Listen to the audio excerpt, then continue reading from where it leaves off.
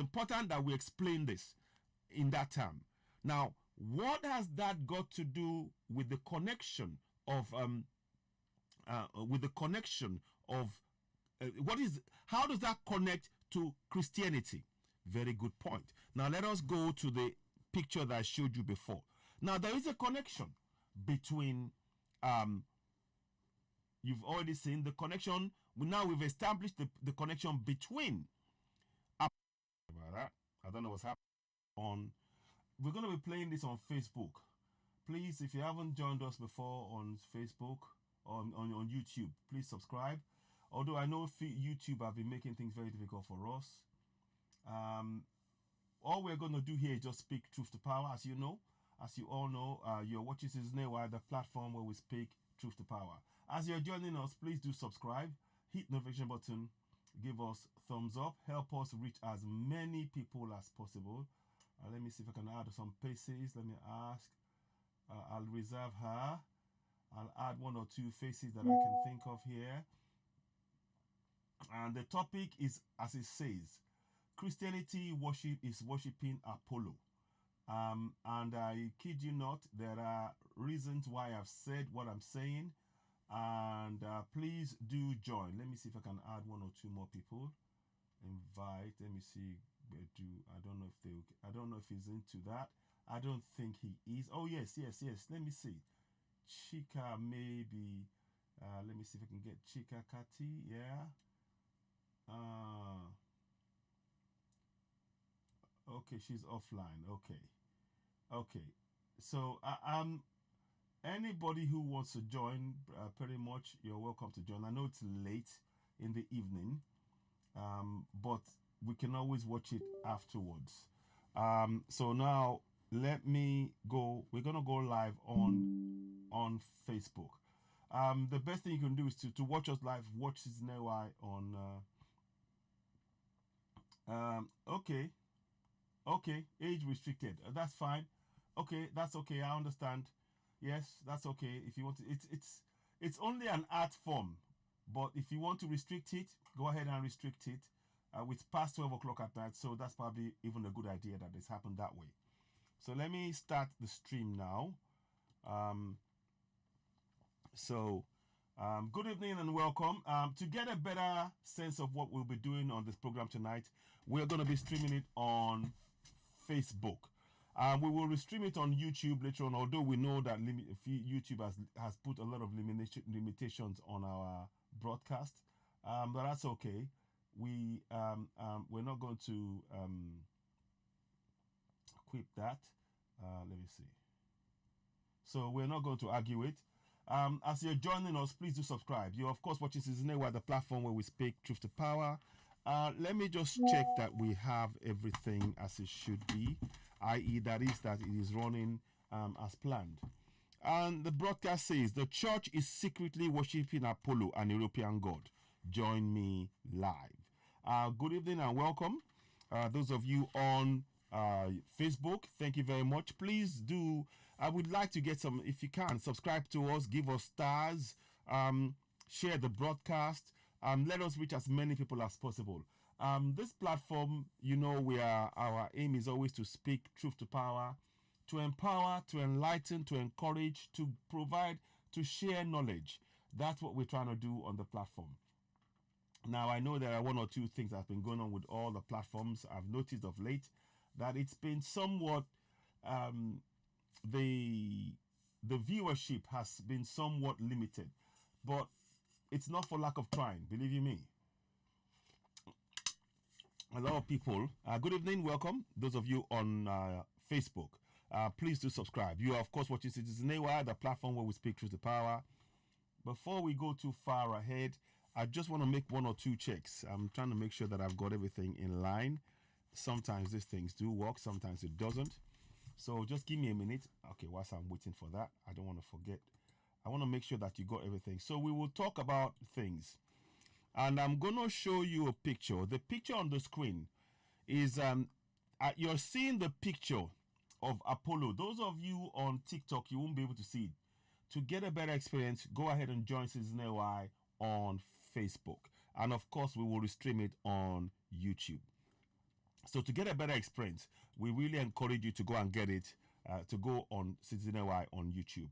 And that way you will get a full experience, immersive experience, if you like, in terms of the information we're trying to share. Good evening, those of you on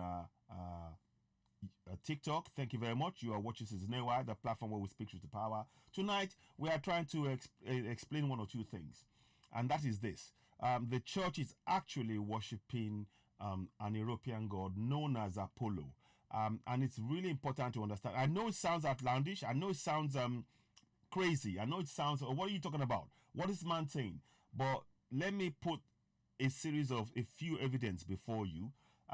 Those of you on TikTok, you may not be able to get that feeling, but I will talk to you about it as much as possible. This is more about providing information. You can see there's a man behind me there. Is known as Apollo. And many people don't associate Apollo with Christianity.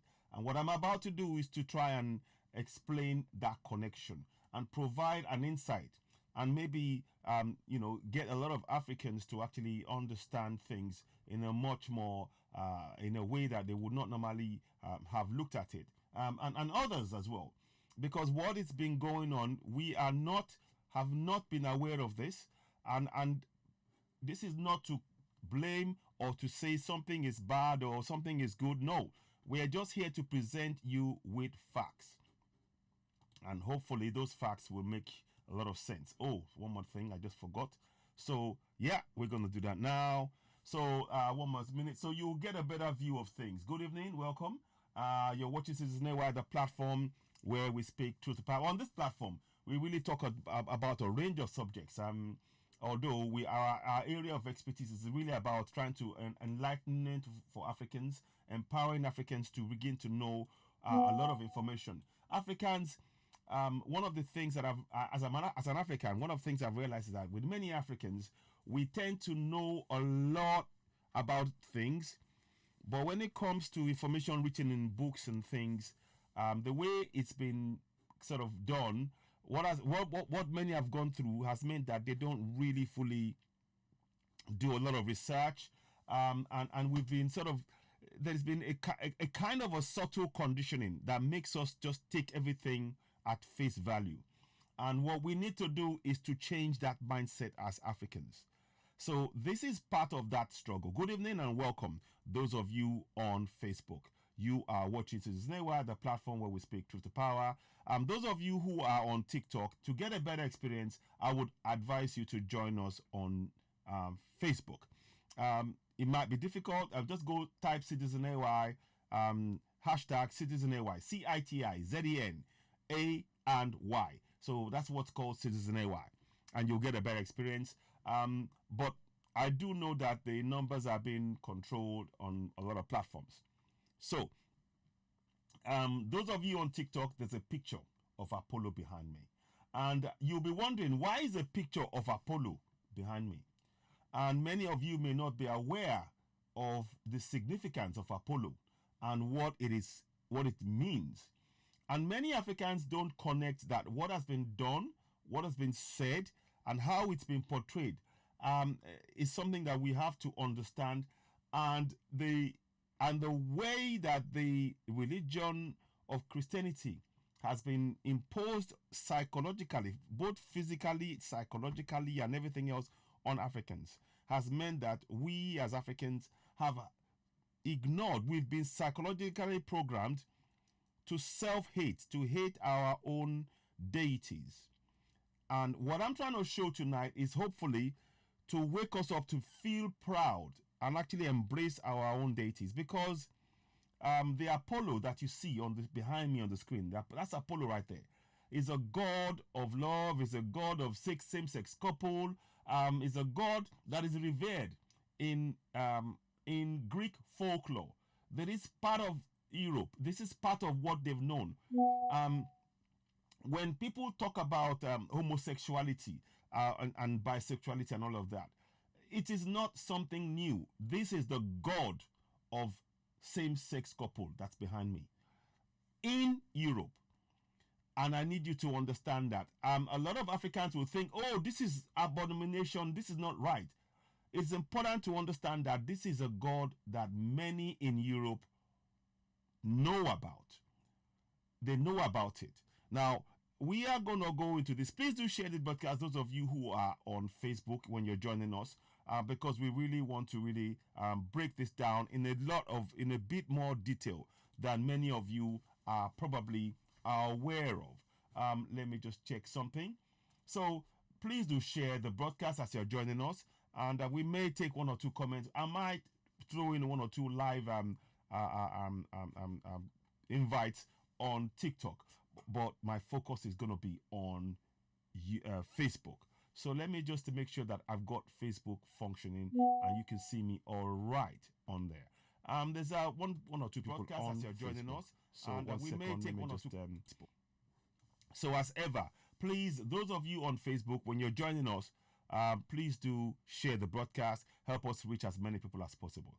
Now, the focus of tonight's broadcast, like I said, is really about trying to really get people to understand that the church secretly worships Apollo, an European god. And there is evidence behind what I'm saying. Now, before we do the in-depth of how they're actually doing that, I've told you briefly that Apollo is a god of same-sex couple. Now, many of the youngsters today would think, oh, yes, LGBT, gay and all that is a new thing. It's important to understand it is not a new thing. It isn't a new thing. It is something that has been around for a long time. And we will read about the story of Apollo. Now, many Africans will not know about Apollo.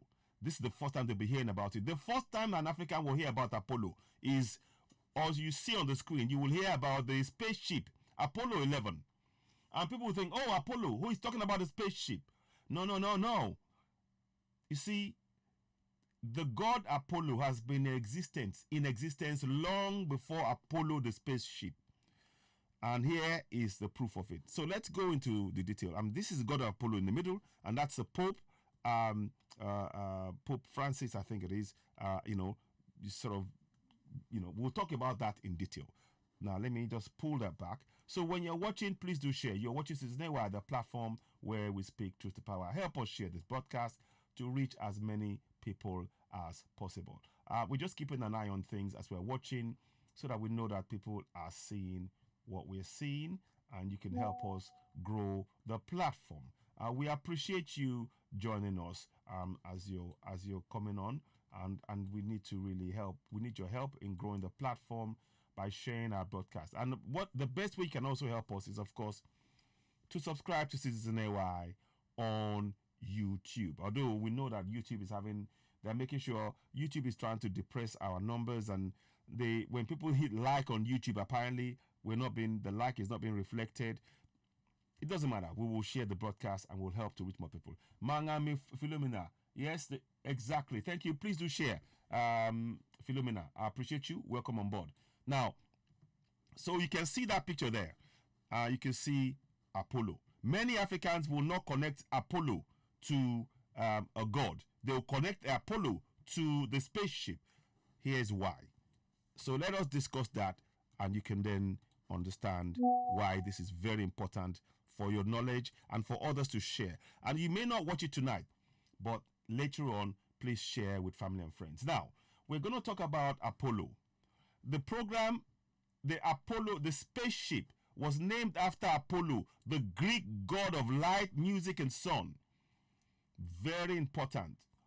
That's information there. It is leading you to think in a particular way. Oh, okay. It's a god of light, music, and sun. That's true, by the way. That is true. Apollo is a god of god of light, music, and sun. As you will see in one part. That is one aspect of Apollo, which I'm going to just show you briefly. Let me see if I can get the other bits out. Where is it? Hang on. Okay, so we're going to just quickly show you. So that's Apollo there. We're going to go straight into... So that's the Apollo... let me just go back 1 second. I don't know what's happened there. Yeah, so that is Apollo. He's a deity, and it's a classic Greek, Roman religion, mythology. Is God of archery, music, dance, truth, prophecy, healing. One important son of Zeus, Leto, twin brother of Artemis, most beautiful god represented by idol of Chorus. All of that. So all of that is very, very important for you to know. So that is why you see then they talk about the fact that it's light, music, and all of that. So many of us growing up, I remember growing up, one of the things I learned was when you heard about Apollo. So when you hear about Apollo, this is what you would think of when you heard the word Apollo. So let's go and do a little bit more. Where is it? Is that it? No, not that one. Not that one. Sorry about this. What's happened here? Oh, something has gone awry, but we will find it. Don't worry. Sorry, 1 second, please. Whilst I'm trying to find this, I did this thing just now. History. 1 second, I'll bring it back. There we go. That's what I wanted. Now, so when you hear the word Apollo, when you hear the word Apollo, this is what many Africans will think of. You will think of this as an African, as a Yoruba man, when you hear the word Apollo on your screens, this is what you will hear. This is what you will think of. This is the image that comes across to you on the screen. Hang on, sorry, 1 second. I'm gonna make sure that it's So this is what you will hear, and this is what comes across to you on the screen. Okay. So we're gonna. So let me just make sure that it's. I want to make sure everything's fine. So now, we'll play this now. It's only a few clips. So now, if I can find it. Sorry about that. I don't know what's happening. Here we go. No, not that one. Not that one. We want the Apollo one. Sorry. We want the Apollo one because I want you to. That picture is very important. Here we go. This is it. You see, that's Apollo 11. Right? So I want you to hear it because I need you to connect that. That's where when you think of Apollo, that's what you're thinking of. You're thinking, this is Apollo. Yeah? This is Apollo. Oh, they're talking about the spaceship. But you need to understand that the spaceship is named after the god Apollo. You need to understand that. The spaceship is named after the god Apollo. So you understand that. You need to understand that. You see? So that's Apollo going to the sky. You see that? I'm bringing this. It's not mine. We're just showing you this as part of what is going on. I'm just showing you what they will have as spaceship close-up, ignition, and all of that. And you can hear. So you see the picture, and it's telling you about the ship and everything else. So we're gonna mute it. Now you can connect the Apollo to where the word Apollo came from. Now we know that the spaceship Apollo is named after the god, which they said is god of light, music, and is it love? Let me see. Yeah, let me just make sure what they put. Here we go. So they wrote god of light, music, and the sun. So that's the Apollo god. That's one side of it. Now the other side of Apollo that they did not tell you was the one I spoke about, and I'm going to reiterate it. Now, it's on the screen, and you can see it. And I need you to really understand, for those of you that are Christians and African Christians, you need to understand this bit. I'm going to try and move it up so we can all see it. Please do share this broadcast. Help us reach more people. Those of you on TikTok, I'm afraid you won't be able to see it, but I'll read the words out. Now, here is, of course, as well as being the god of light, music, and the sun, right? That in Greek mythology, that's what it is. As well as being that, here is a further explanation of the importance of Apollo in European culture. Apollo is god of sexuality, homosexuality, and bisexuality. It says it here. You can see it on the screen. It says, Apollo, the god son of music, is considered the patron of the same-sex love. as he may have had many lovers, and was often invoked to bless homosexual relations. He's also called the champion of male love by Andrew Kalimak.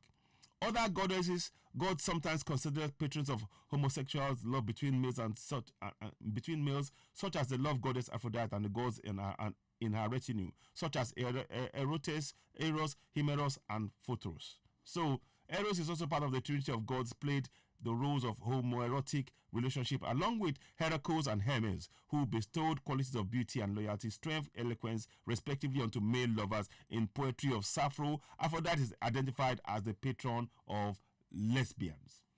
So we need to understand that as an African, the question now you'll be asking is, what does the god Apollo have to do with Christianity?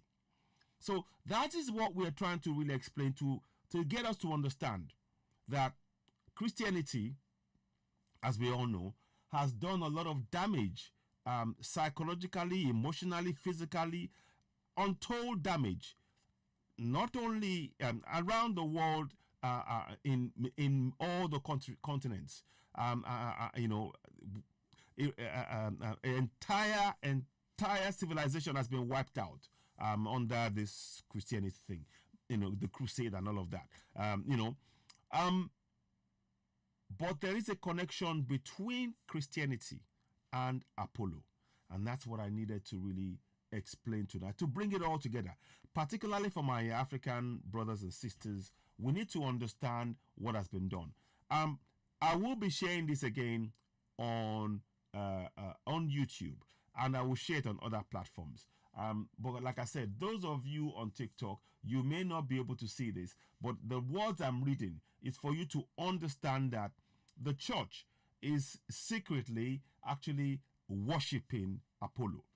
Like I said, how to worship Apollo is to simply, it says here, and I want you to listen to words. It said here, Apollo, the god of sun and music, is considered the patron of same-sex love, and he had many male lovers and was often invoked to bless homosexual union. Now I'm going to highlight that, often invoked to bless homosexual union.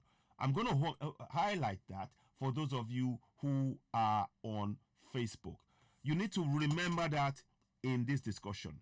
So they invoke the name of Apollo to bless homosexual union. It is important, as I say this, to understand that this is a part of a culture of the Greeks in Europe. It is part of their culture. It is not something new. It is quite something that is very old. So those of you that might be hearing about lesbianism and gays and all of that stuff, you may think it is something new. It isn't. It is part and parcel of the Greek mythology, the Greek gods. And this Apollo is a god, signified by the picture you see behind me. The picture is the marble of the god Apollo. This is something that we as Africans need to understand is part of European culture. And there's nothing wrong with that. I'm saying that now. It is good to know it.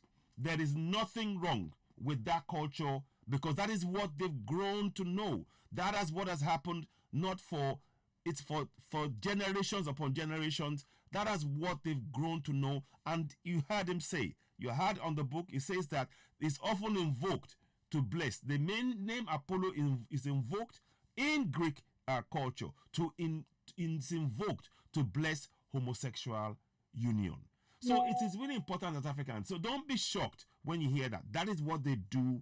That is what has happened in Greece. It is important that we explain this in that term. Now, what has that got to do with the connection of how does that connect to Christianity? Very good point. Now let us go to the picture that I showed you before. Now there is a connection between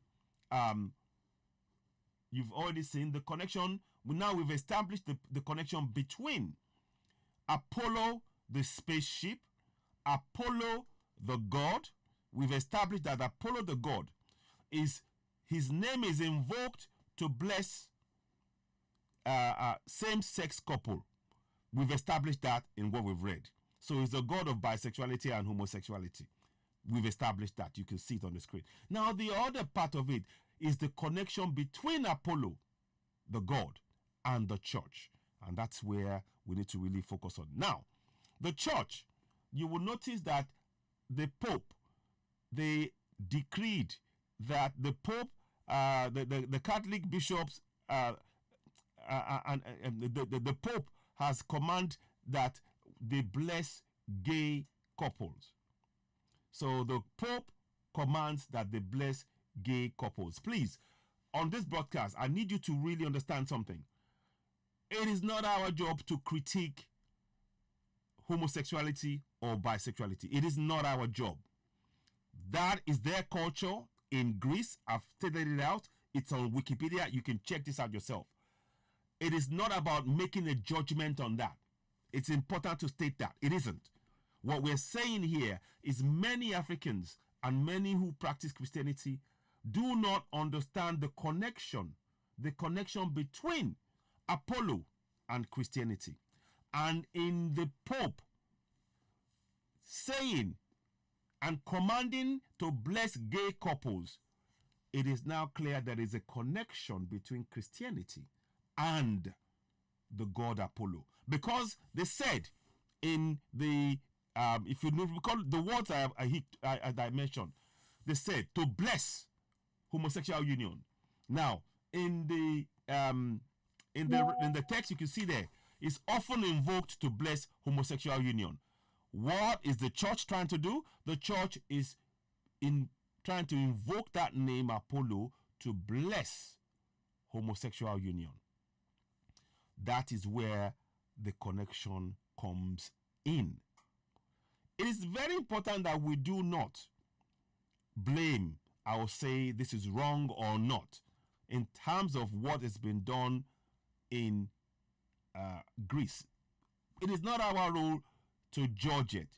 It is our role to recognize it, to know that it is something that has been in existence, and to not allow, when you hear the word homosexuality and bisexuality, that is something new. It isn't.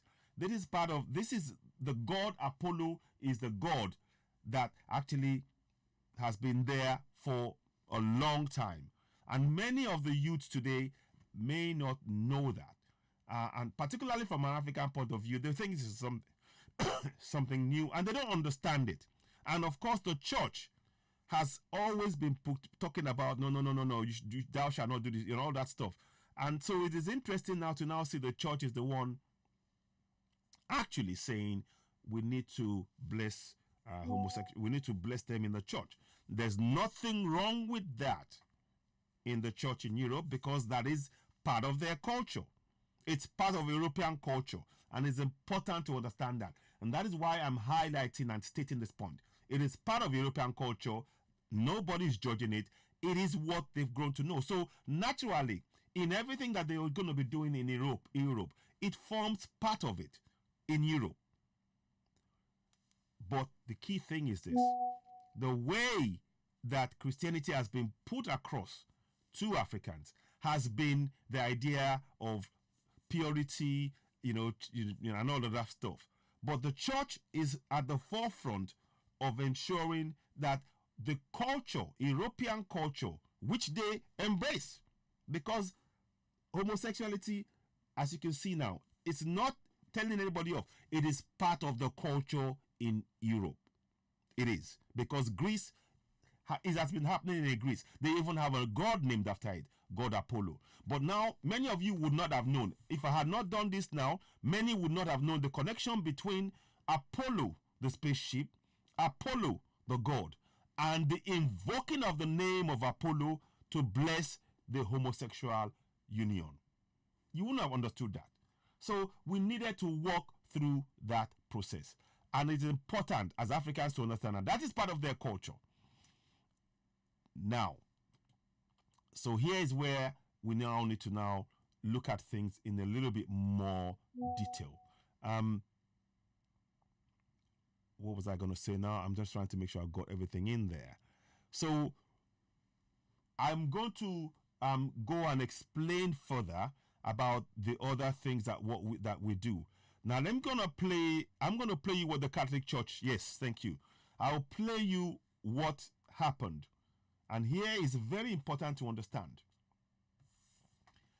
When it comes to this homosexual way of doing things, I need us to really understand that it is part of the culture in Europe.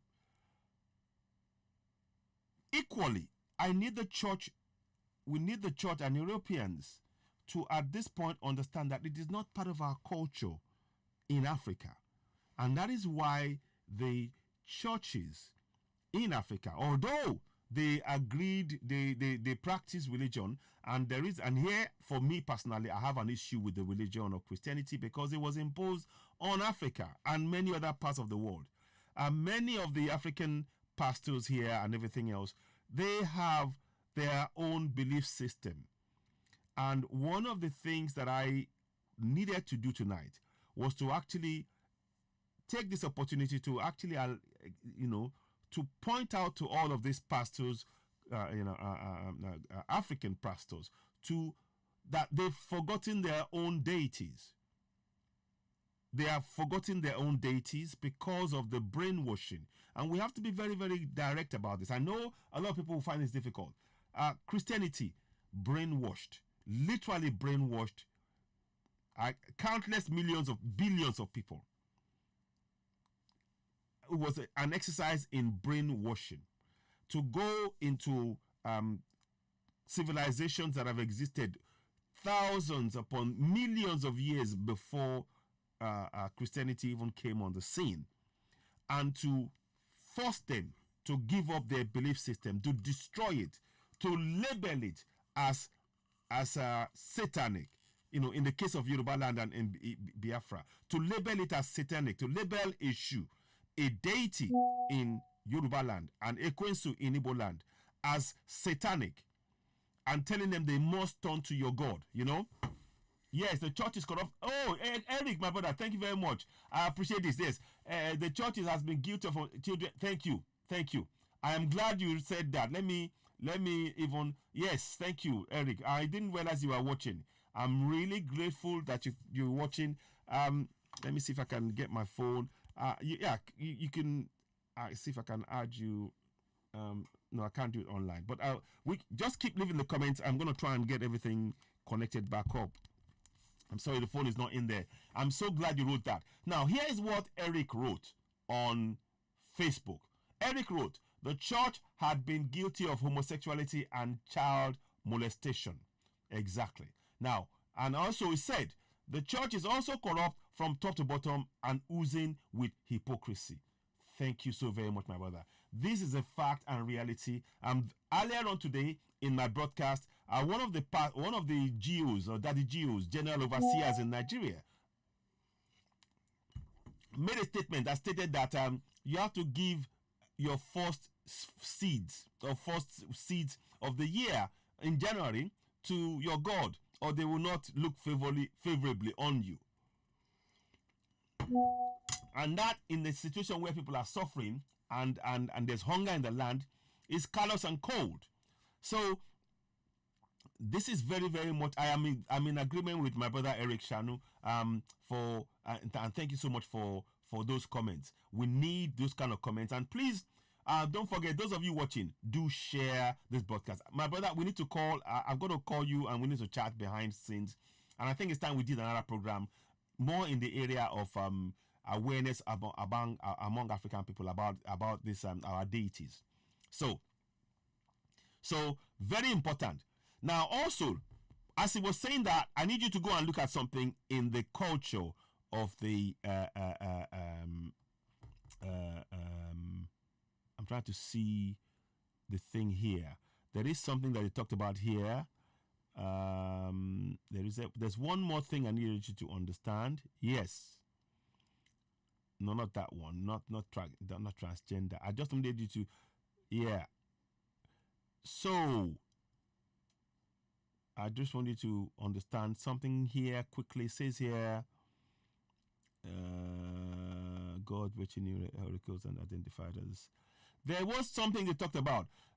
In Greek mythology, in the olden days, they were allowed to actually, they could actually have sexual relationship with young people, even teenagers.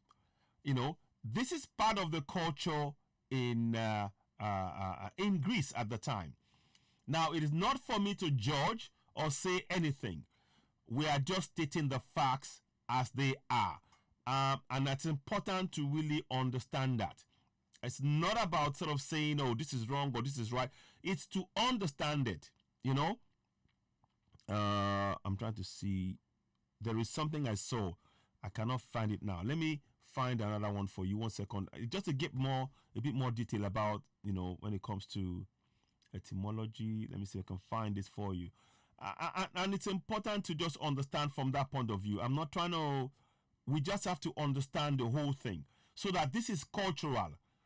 And I think we need to make sure that we speak about the cultural aspect of it rather, and so that when we're talking about this, I need you to understand this from a cultural aspect so that at every point, it's not about the newness of that situation. It's important to understand that it's not new. This is something that's part of the culture. And now they've changed it so that you don't have to, you're not going to, I think in terms of child, I think the laws and things in a way are trying to address it. But it is something that is part of their culture.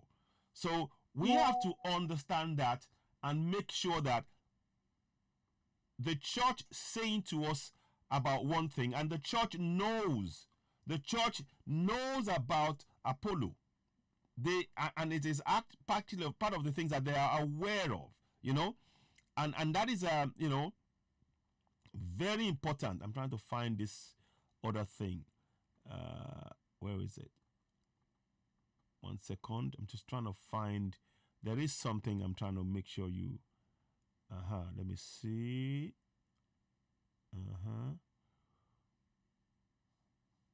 Okay. There is something I needed you to understand. No. Okay.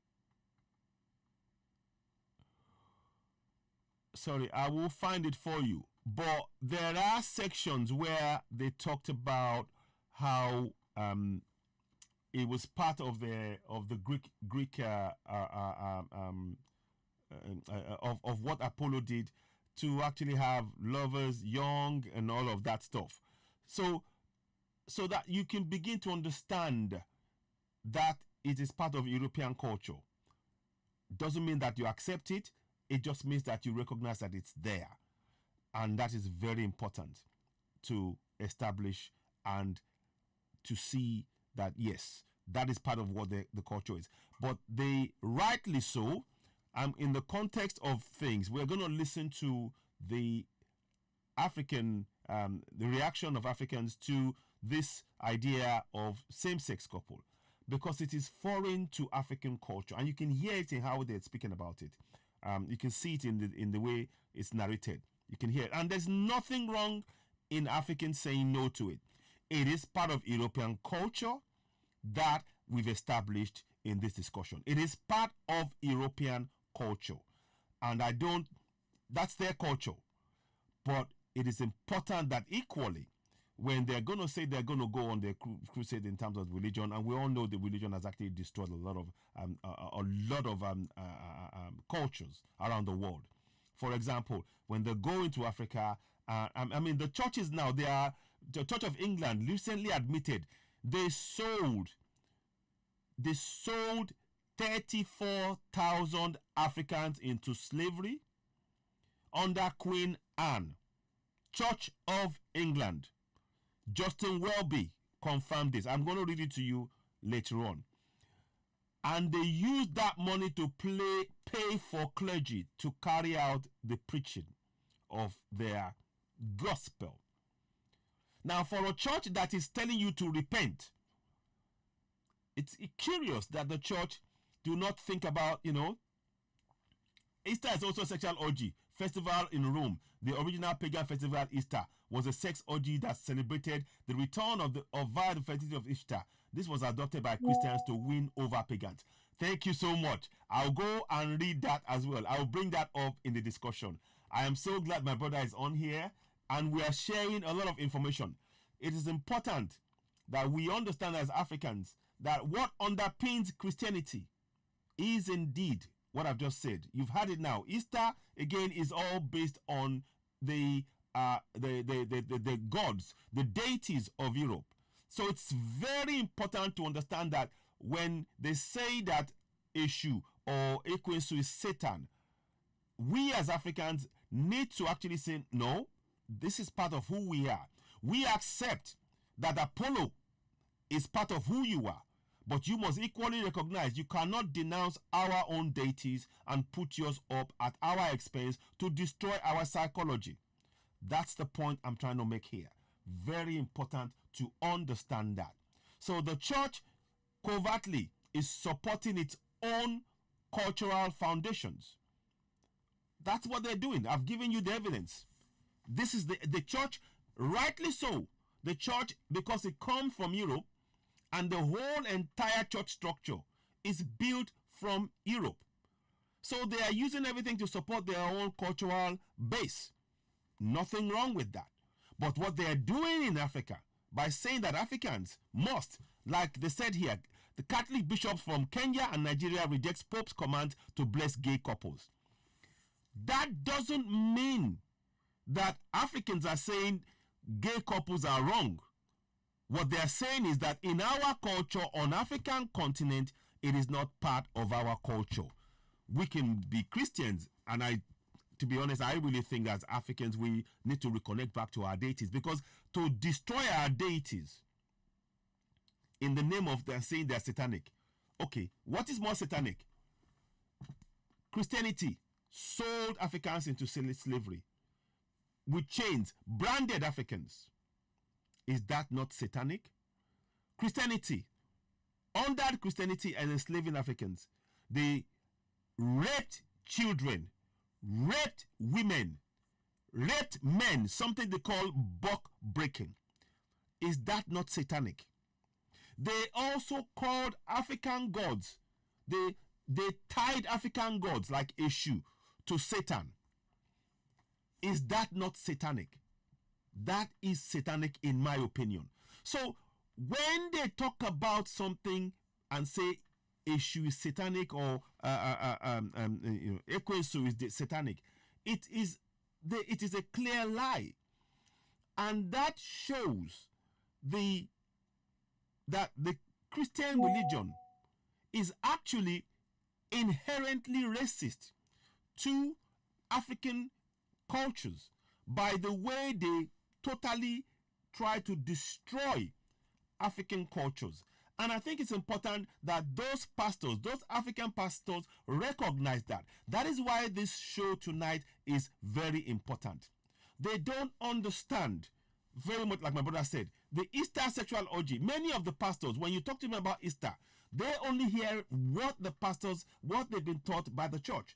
But the other side that is outside of the sphere of what they've been taught, they're not aware of. The gods of Easter, the god of Apollo, these are gods that are intertwined into the Christian faith. But it's hidden when they go outside. But they're trying to impose it covertly, such as they're trying to do with homosexuality. Please, I need you to understand, in Greece, as you see, it is part of the culture. So nobody's going to, I don't want anybody to blame that in Europe. We should support it. It's part of who they are. Let's not try and change that. That's who they are.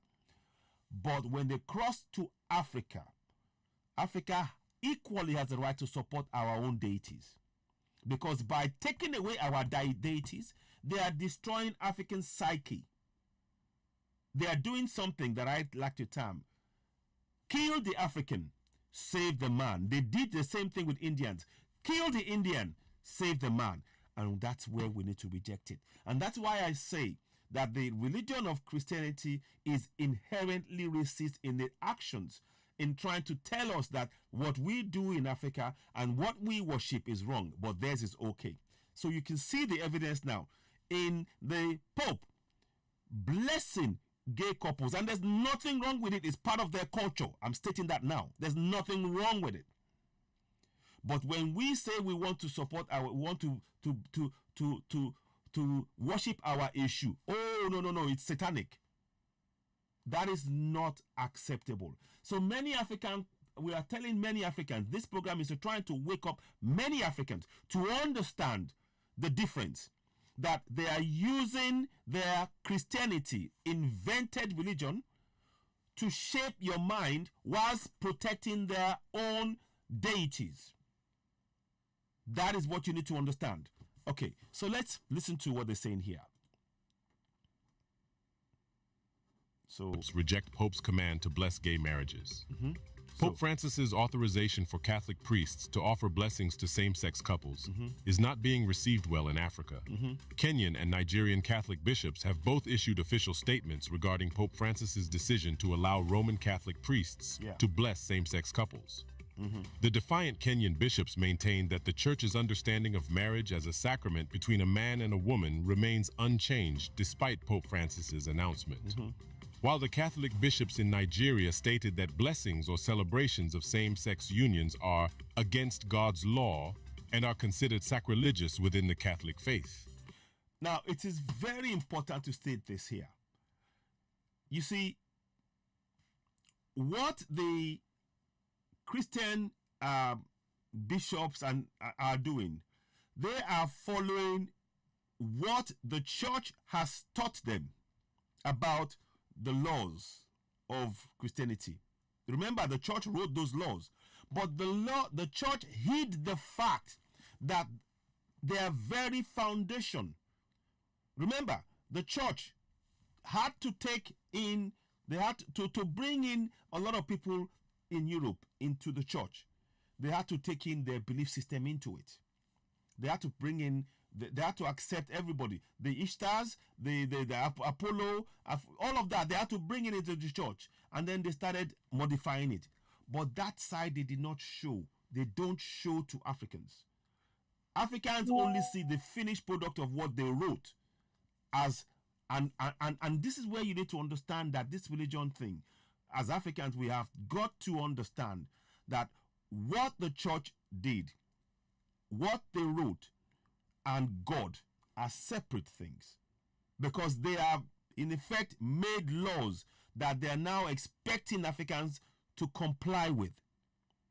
And that is the thing that I'm really trying to emphasize, to understand that as Africans, we have got to reconnect back to our own deities. There's nothing wrong with Europe celebrating Apollo, celebrating Easter, and all of that. There's nothing wrong with it, because it's part of what they've grown up with. But when they try to deny Africans to celebrate our issue, in the case of Nigeria, Owen Emmerich Vidal wrote that Eshu is devil. Eshu is a protector of Yoruba people in Yoruba land. Ekwensu is a protector of Igbos in Igbo land, and so on and so forth across Africa. But they label each and every African deity as Satan. That is wrong. Even as I speak, I'm going to show you a picture where they actually, until recently, the OBE that they award to members of the Order of the British Empire was showing a picture of Saint Michael, a white man, over a black man. So you can see that the religion of Christianity builds into it racism. Are you understanding? The religion of Christianity builds into it racism. But these pastors and all of, they are not aware of this. And we are trying to raise programs like this to make people aware that this is what the entire Christianity is based on, that racist ethos that is destructive to us, to destroy our deities and praise and keep theirs that have embedded into the Christianity that they created, and destroying African deities. In destroying African deities, they destroy us as Africans. And that is what we are here to address. We need to address that. Like I said, you can notice now, I'm putting particular emphasis in not blaming or saying that Apollo and lesbianism and all that is wrong. That is what they've grown to know in Greece. That is what they do in Greece. And nobody should judge that. That's how they do things over there. What they need to do in not respecting Africa and expecting Africans by trying to pass an edict, they're trying to control us. And the fact that you try to control people, that's not God's work. That's brainwashing. Can you see the difference now? I hope you can see the difference. That's what we're trying to explain. We're trying to explain that difference so that as Africans, please do share this in your communities.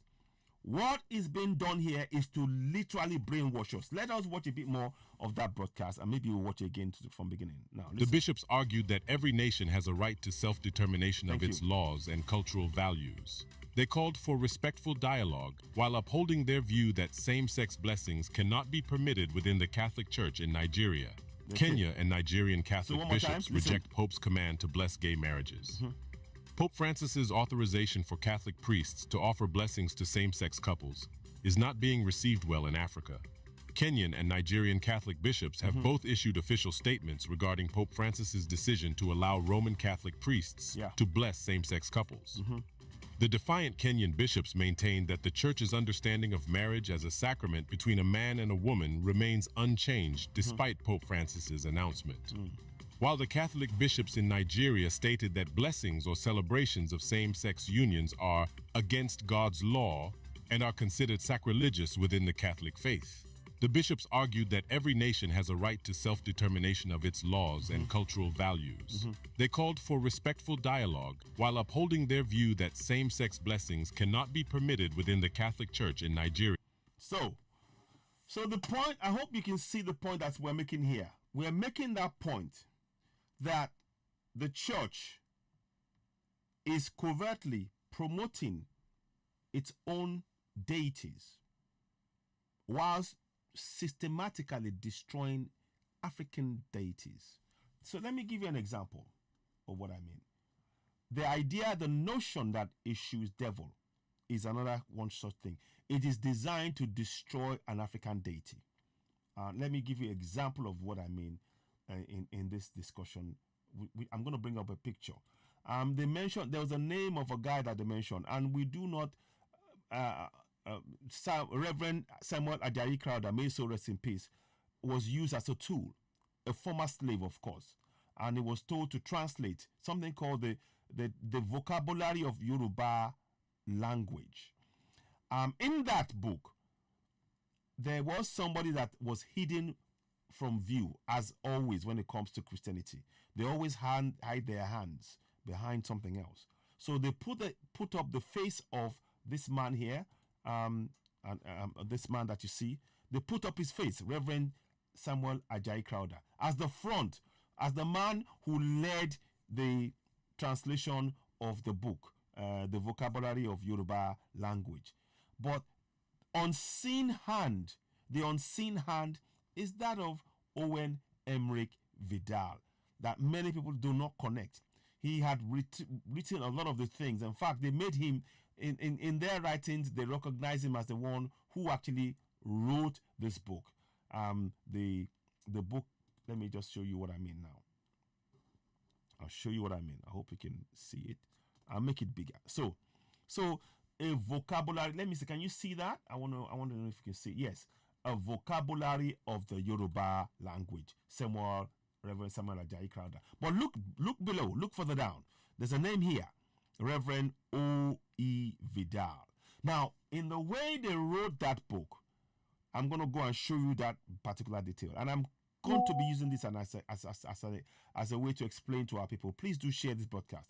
The way they wrote that book, it was put as though Reverend Samuel Crowther wrote it and he was only supported. But when you look at the the position of Reverend Samuel Ajayi Crowther. Let's look at him. They said native missionary of the Church Missionary Society. So remember, as a former slave, he was released to the Church Missionary Society as a free slave in Sierra Leone.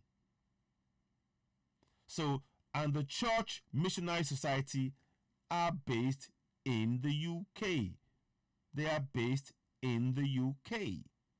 They are now known as the Church Mission Society. It's important to know all of this information. Now, you know, I said native missionary of the Church Missionary Society. Now, native missionary. Now, let's go and look at the name and how Reverend O.E. Vidal is written in the book. Straight away, you know there is a difference to him in position. So they wrote Reverend O.E. Vidal, M.A. And then they wrote, let me zoom that in so you can see it. Can you see that? I don't know if you can see it. I hope you can see it. They wrote here, Bishop Designate of Sierra Leone. See that? Bishop Designate of Sierra Leone. That's under the name of O.E. Vidal, M.A. So you know that his title is more than that of the native missionary. And the fact that they refer to Reverend Samuel Ajayi Crowther as a native missionary shows a level of inherent racism. Yes, it does. Because that way they needed to differentiate. So whilst they are putting it forward, and it's all about symbolism. You need to understand, this is all about symbolism. And it's very, very important we understand that.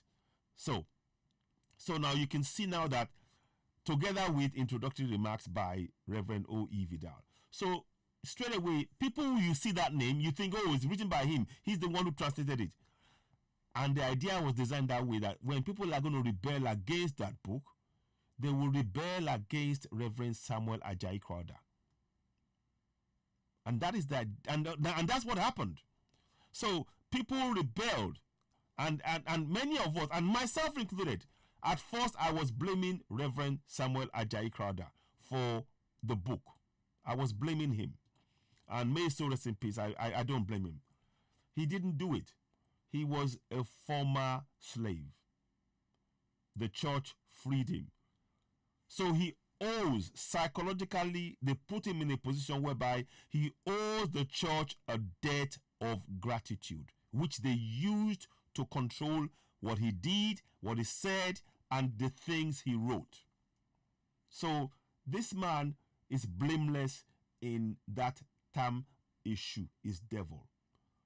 All of this is connected to what I'm saying. You need to understand that where we started from was to know that Europe, Christianity is actually worshipping Apollo.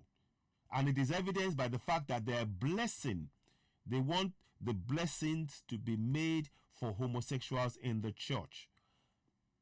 As the name Apollo in those centuries, when they invoke his name, is to bless the union of same-sex couple. Nothing wrong in that. It's their history. It's their culture. I understand that. We can see in Europe, in Africa, when they do that, they are actually trying to impose their culture on Africa. Big difference. So it's not about somebody saying, oh, I don't like gays, I don't like bisexuals. No. This is understanding that the cultural base of Europe is homosexuality, gay. That is right. That is the culture. Very important to state that. The culture in Africa, very different. So let's go forward. And I will give emphasis and basis for that. Please do leave comments. I do appreciate you. I know that my broadcast is being flagged seriously on Facebook, but it doesn't matter. We will reshare it again.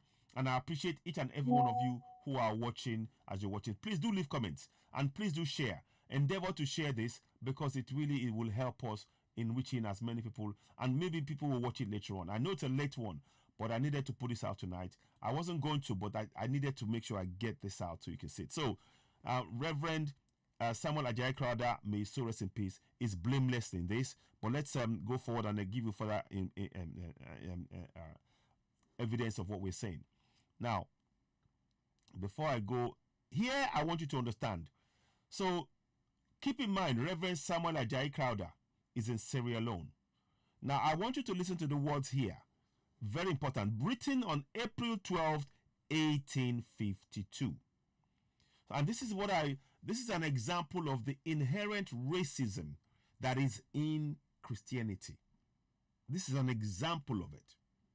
And that's what we're trying to really highlight and explain and expatiate on and make many Africans understand. Look, if you're going to do Christianity, at least know these facts and understand that what is motivating what they're doing is something that's actually going to harm and has harmed Africa.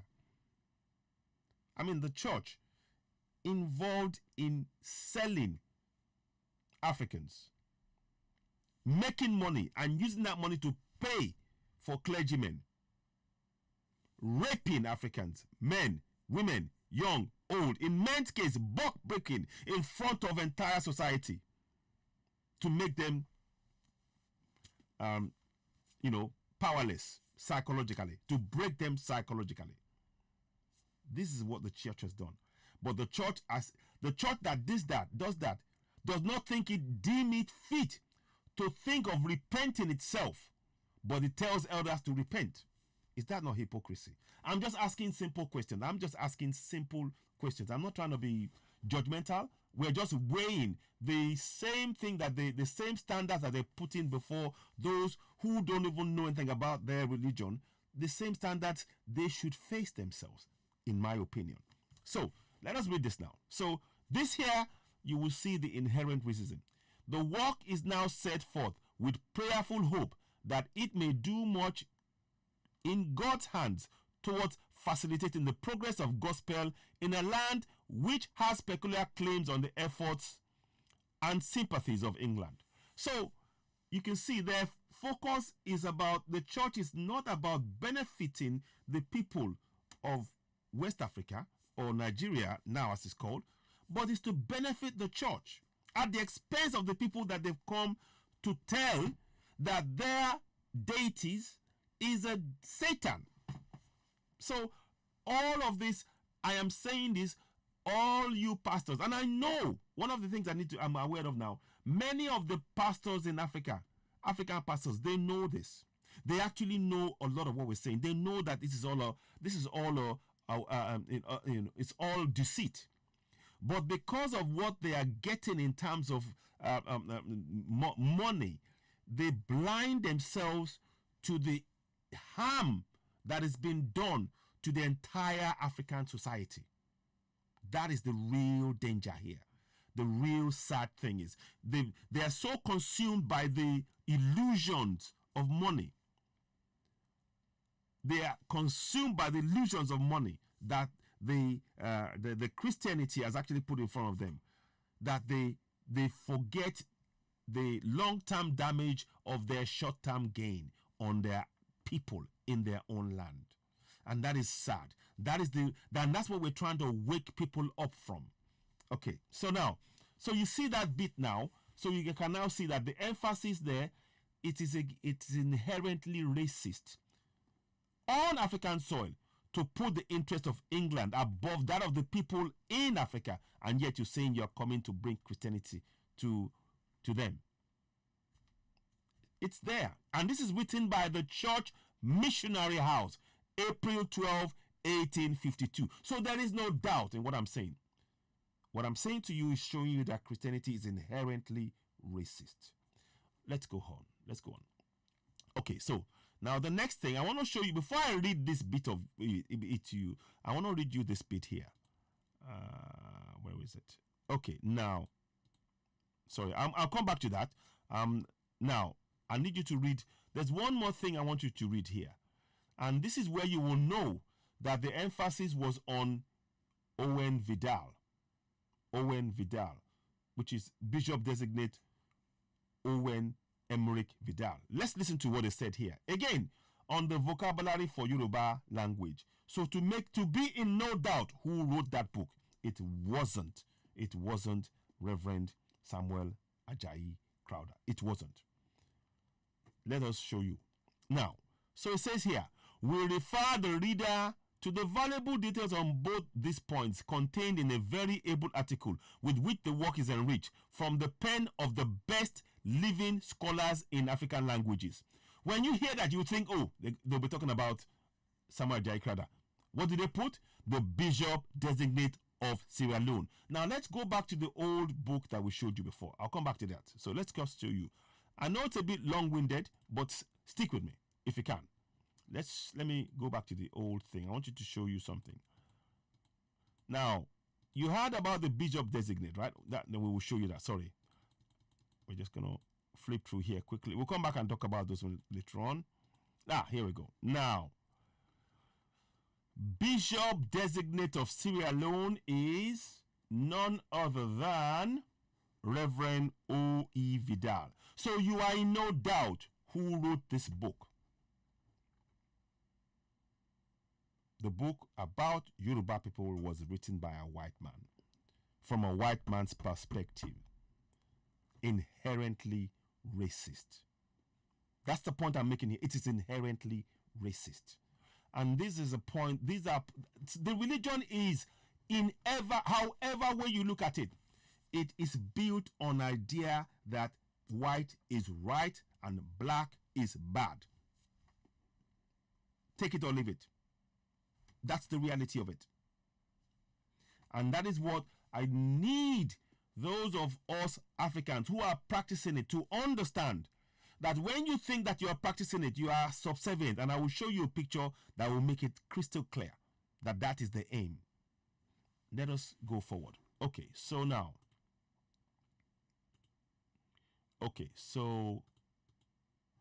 Now, the book, The Vocabulary of Yoruba Language. You can see now on what I've showed you here. There's no doubt. You can see that name there, Owen Emrick Vidal. So you can see that, and they're selling that book. It was until recently being sold on Amazon. But once I started talking about it, it suddenly disappeared. I couldn't find this on Amazon right now. But I took a picture on, let me see, what date was this? I can't remember what the date was. But anyway, you can see it on there. On Amazon, this book was being sold under the name of Owen Emrick Vidal. This absolves Reverend Samuel Ajayi Crowther of any blame whatsoever. So every African watching this, you owe it to every Yoruba person to share this. Make them know that the book was not written by, they used late Reverend Samuel Ajayi Crowther.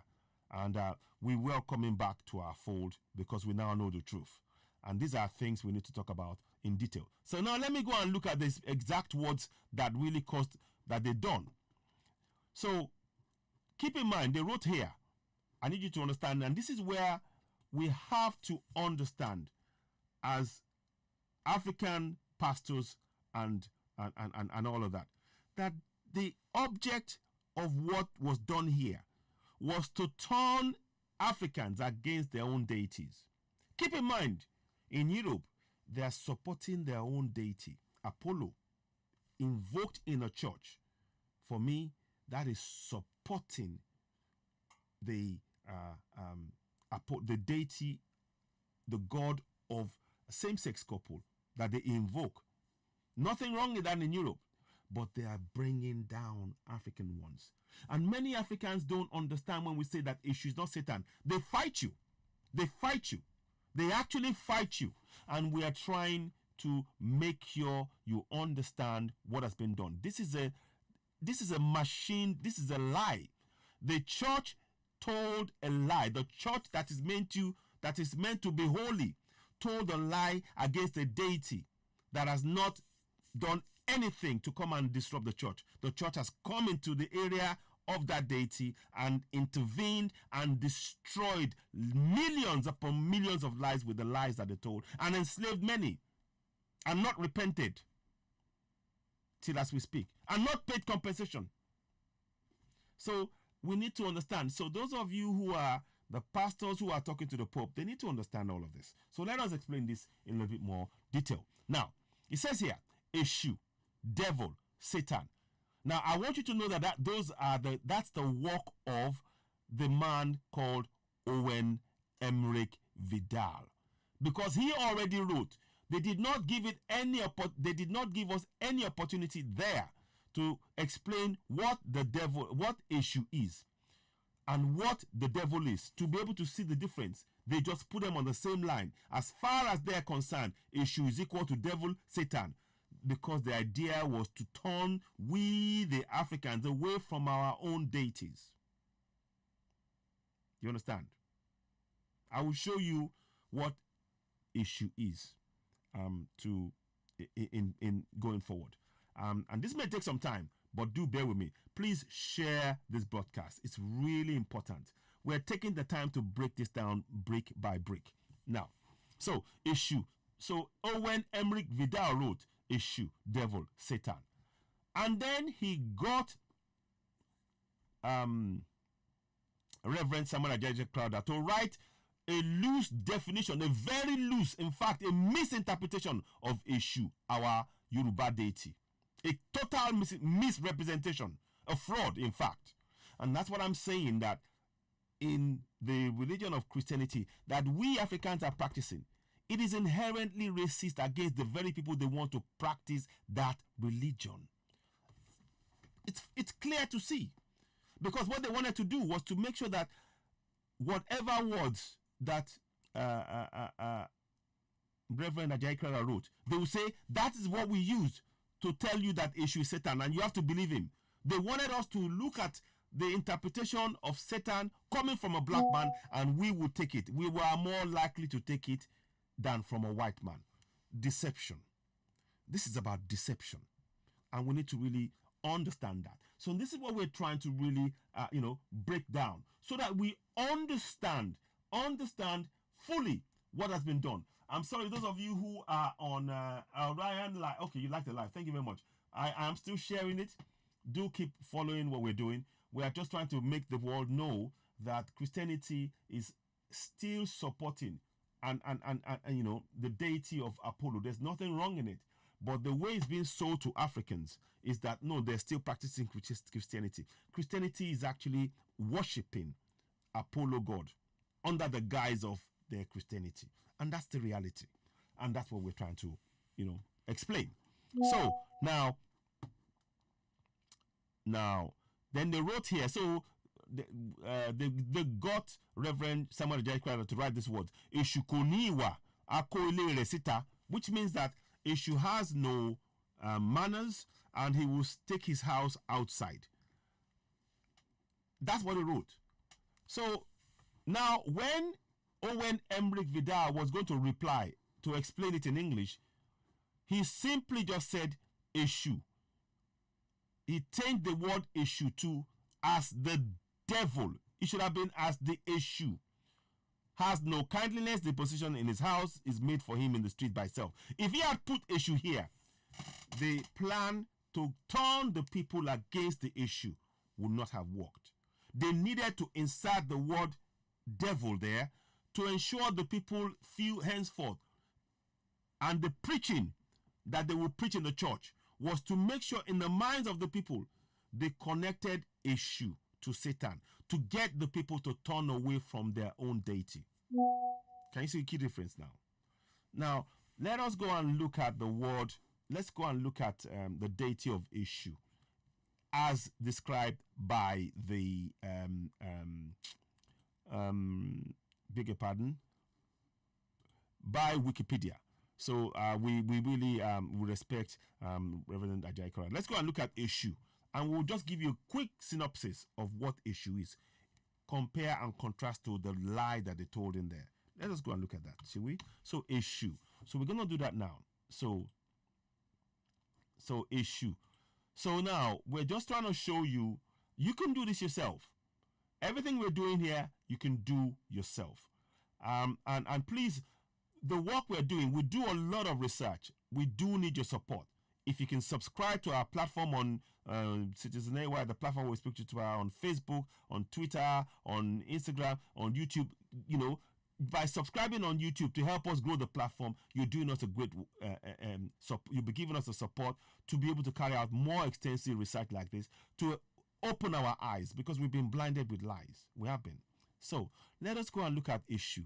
One of the things that I'll draw your attention to what the real definition of issue here. They said here, according to Oluwo Aderemi, Efaolekpin Aderemi from Oyo Alafin, right? It says here, to the criminally minded who celebrate wickedness, injustice, and immorality, the unrighteous people, Eshulalu is evil. So the criminally minded will view Eshu because of their criminality as evil towards them and devilish.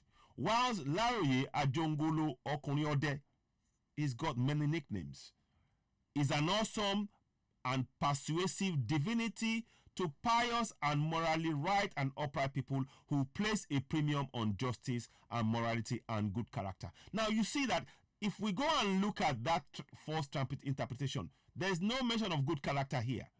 If they put what was written here in this here, let me show you. If that was put into what was written here, it would kind of destroy that idea.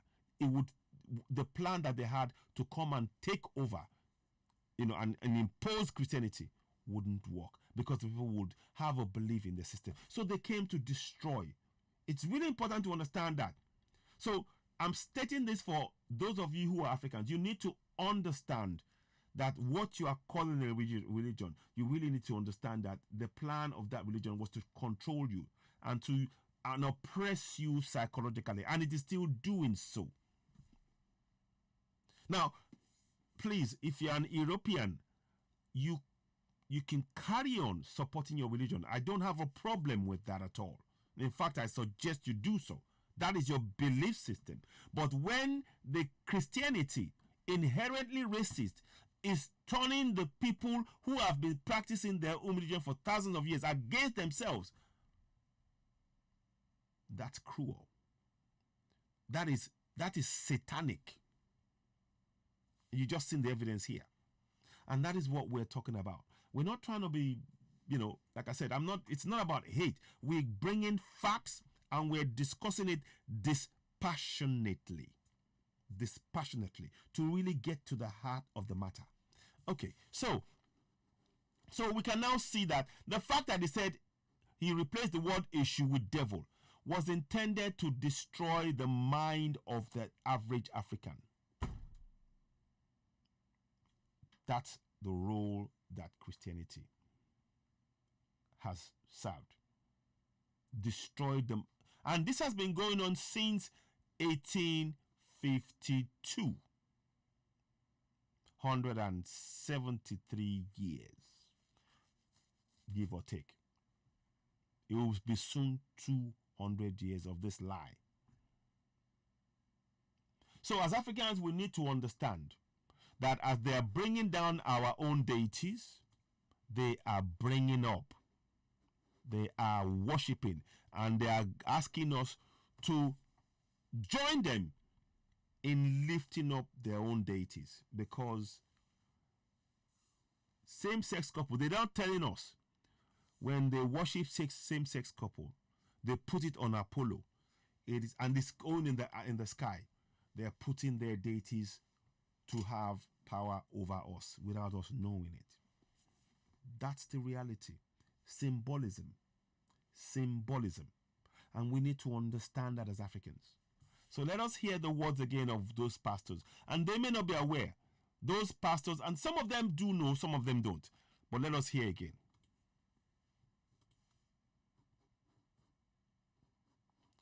Oh, come on. Just 1 second, please.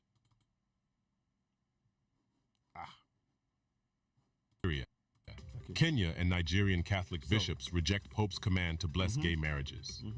Pope Francis's authorization for Catholic priests to offer blessings to same-sex couples is not being received well in Africa. Nope. Kenyan and Nigerian Catholic bishops have both issued official statements regarding Pope Francis's decision to allow Roman Catholic priests to bless same-sex couples.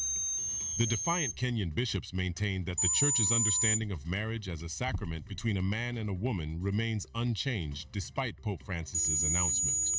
While the Catholic bishops in Nigeria stated that blessings or celebrations of same-sex unions TikTok, are you won't be able to hear against this. God's law We're gonna and are play. considered I'll see if I sacrilegious can within play the this. Catholic faith. The bishops argued that every nation has a right to self-determination of its laws and cultural values. They called for respectful dialogue while upholding their view that same-sex blessings cannot be permitted within the Catholic Church in Nigeria. Kenya and Nigerian Catholic bishops reject Pope's command to bless gay marriages. Pope Francis's authorization for Catholic priests to offer blessings to same-sex couples is not being received well in Africa.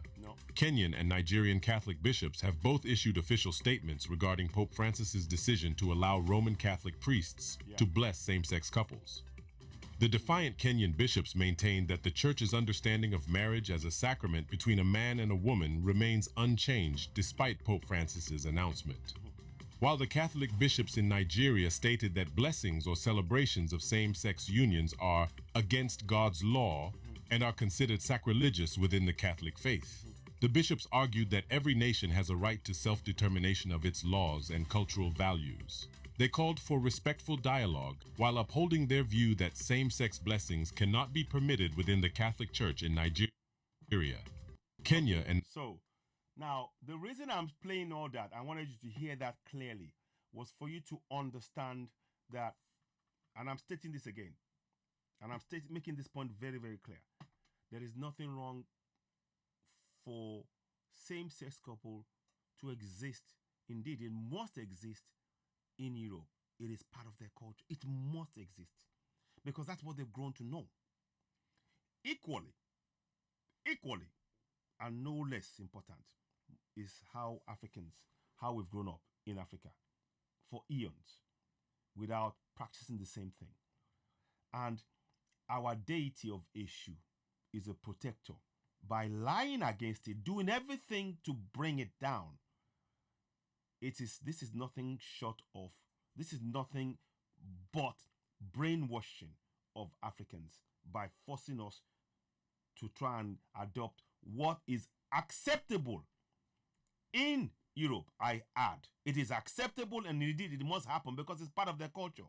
Now let's go and look at what African culture is. I want to just bring up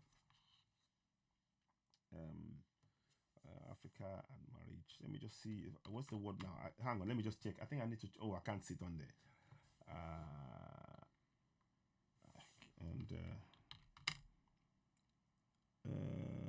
What's the word now?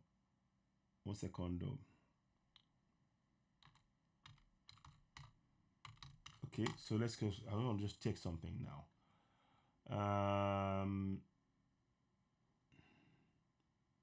I'm going to try and see if I can find it for you. I'm trying to look for something on here. Where was it? There's something I saw that I can't find it now. Damn it. Sorry about that. Didn't mean to swear. Let me just check something here. I think I may have it. Yeah. Okay. So that is yeah. So various marriage ceremonies with international between the groom and the bride. The Yoruba call it mommy moe. You know me and let me know you. Igbo call it ikutu aka nolo, knock the door. Family typically involved in the process within many African countries, such as Nigeria. The engagement is where traditional practices are performed. So you see, I'm showing you diversity of African weddings. So if you look at all of this, you can see that the African history is not the same as European history. The European history, there's nothing wrong in it. It's what they've grown up with. But African history is equally important, no less important. That is what we need to really emphasize here. I'm trying to make sure we understand that this message goes across and we begin to take control. And that is why, if you are going to practice this thing of being a pastor, you need to be conscious of what you are practicing. What is it that you are practicing? Are you, in fact, engaging in destroying your own cultural base at the expense of a belief system that's been imposed upon you? These are valid questions that we should be asking ourselves. These are valid questions that we should be asking ourselves as Africans. Because you can see that if I go to let me go to the Apollo thing. So you will see now, Hela becomes an epithet, God called. I'm trying to find, there's another word I saw here. I wish I could. So let me find the other one for you. LGBT. Yeah.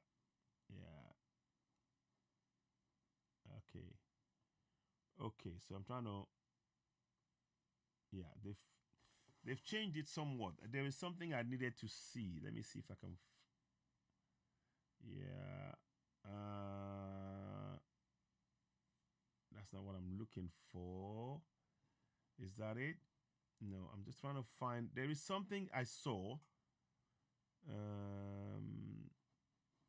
Because they talked about how, that bit, you needed to read that.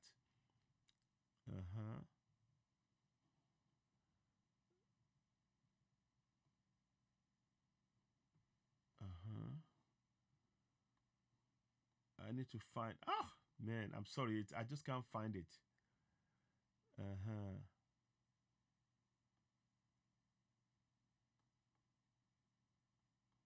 1 minute, please.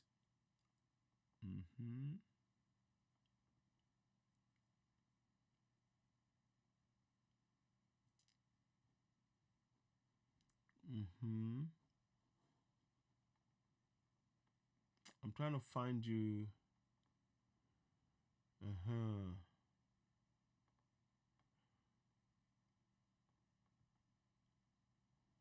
So there are different things. You see, the roots of what you call lesbianism is in Greece. So I'm just trying to give you context for all of this. So it is nothing new. People don't understand it. This is nothing new under the sun. When I say that, people don't understand. This is nothing new under the sun. It talks about here, according to a traditional Hippocratic Galactic model. Here we go.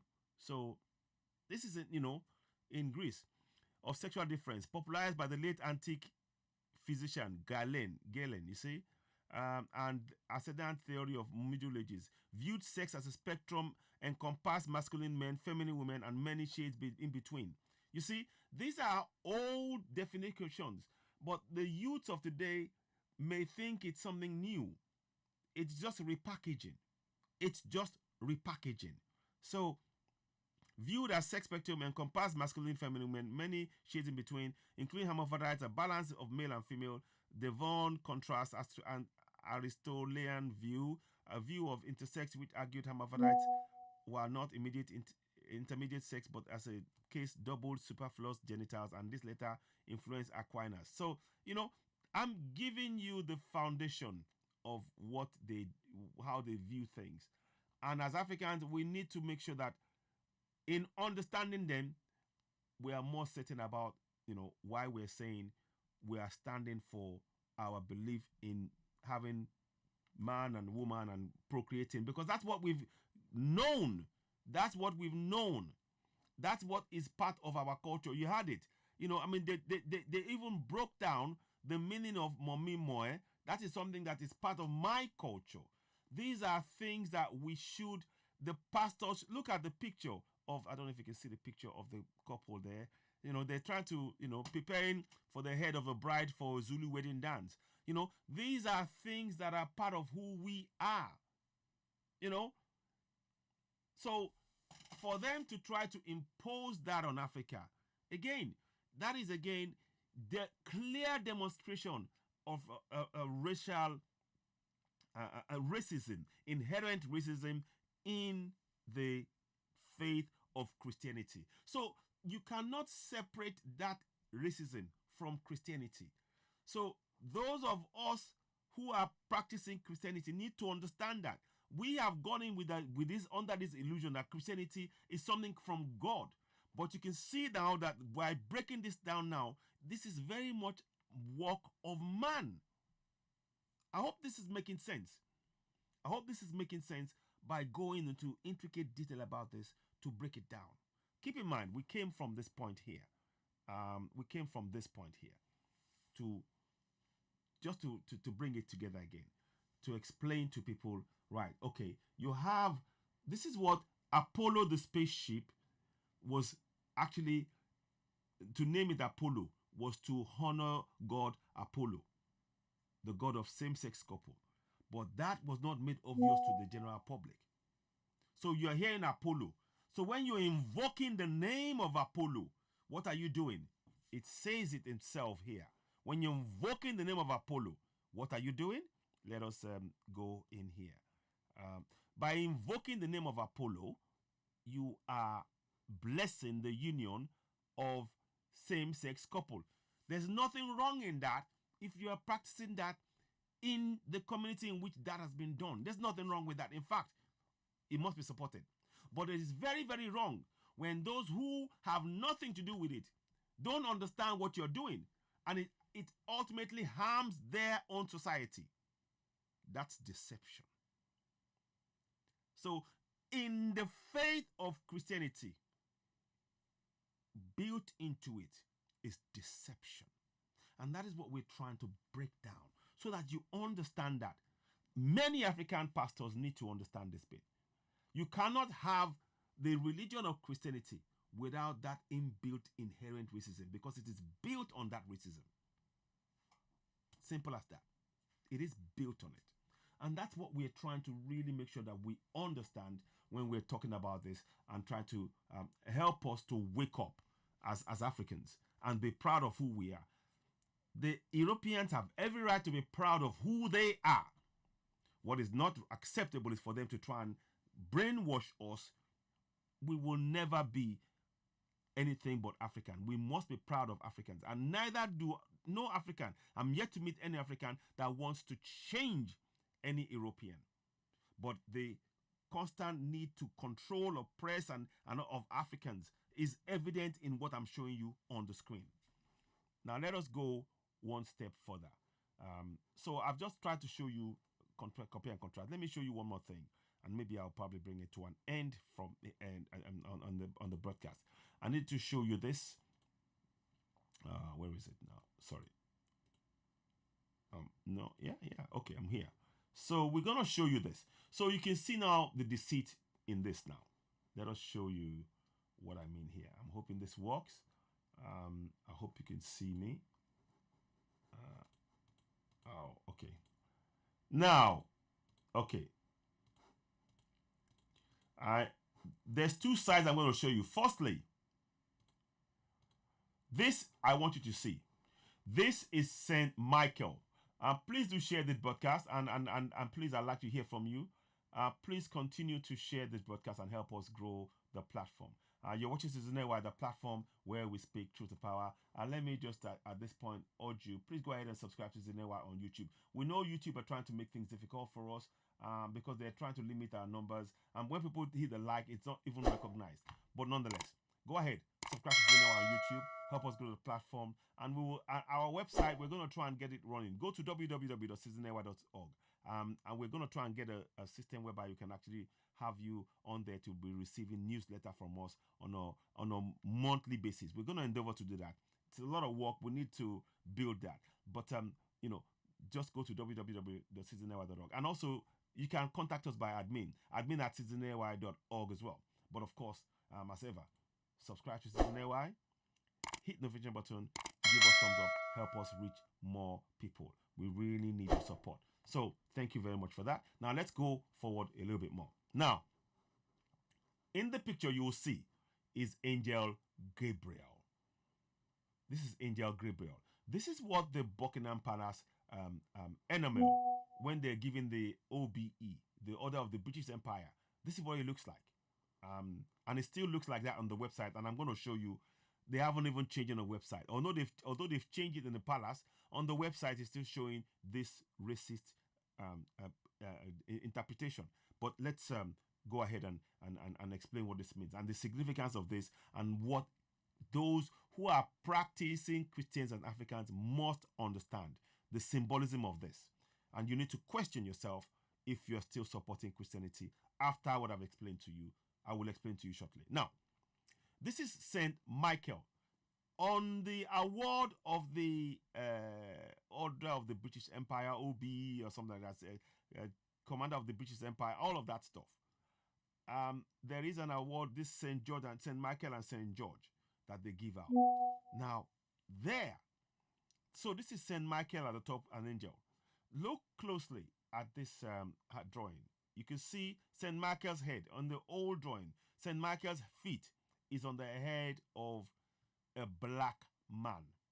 Yes, you heard me right. The head of a black man. And he's got sword in hand. And you see he's got chains holding him down. That symbolism as black people is unmistakable. We were enslaved by this same Christianity. The same Christianity deemed to be Satan, black. So you can see how they try to connect issue to Satan, because they wanted us to see that Satan is a devil and issue is a devil, and they have the power over us. So when you, as a pastor, an archbishop, a black archbishop and all that, you are submitting yourself to subservient to that ideology of white being superior. It's in the picture. Not me saying it, it's in the picture.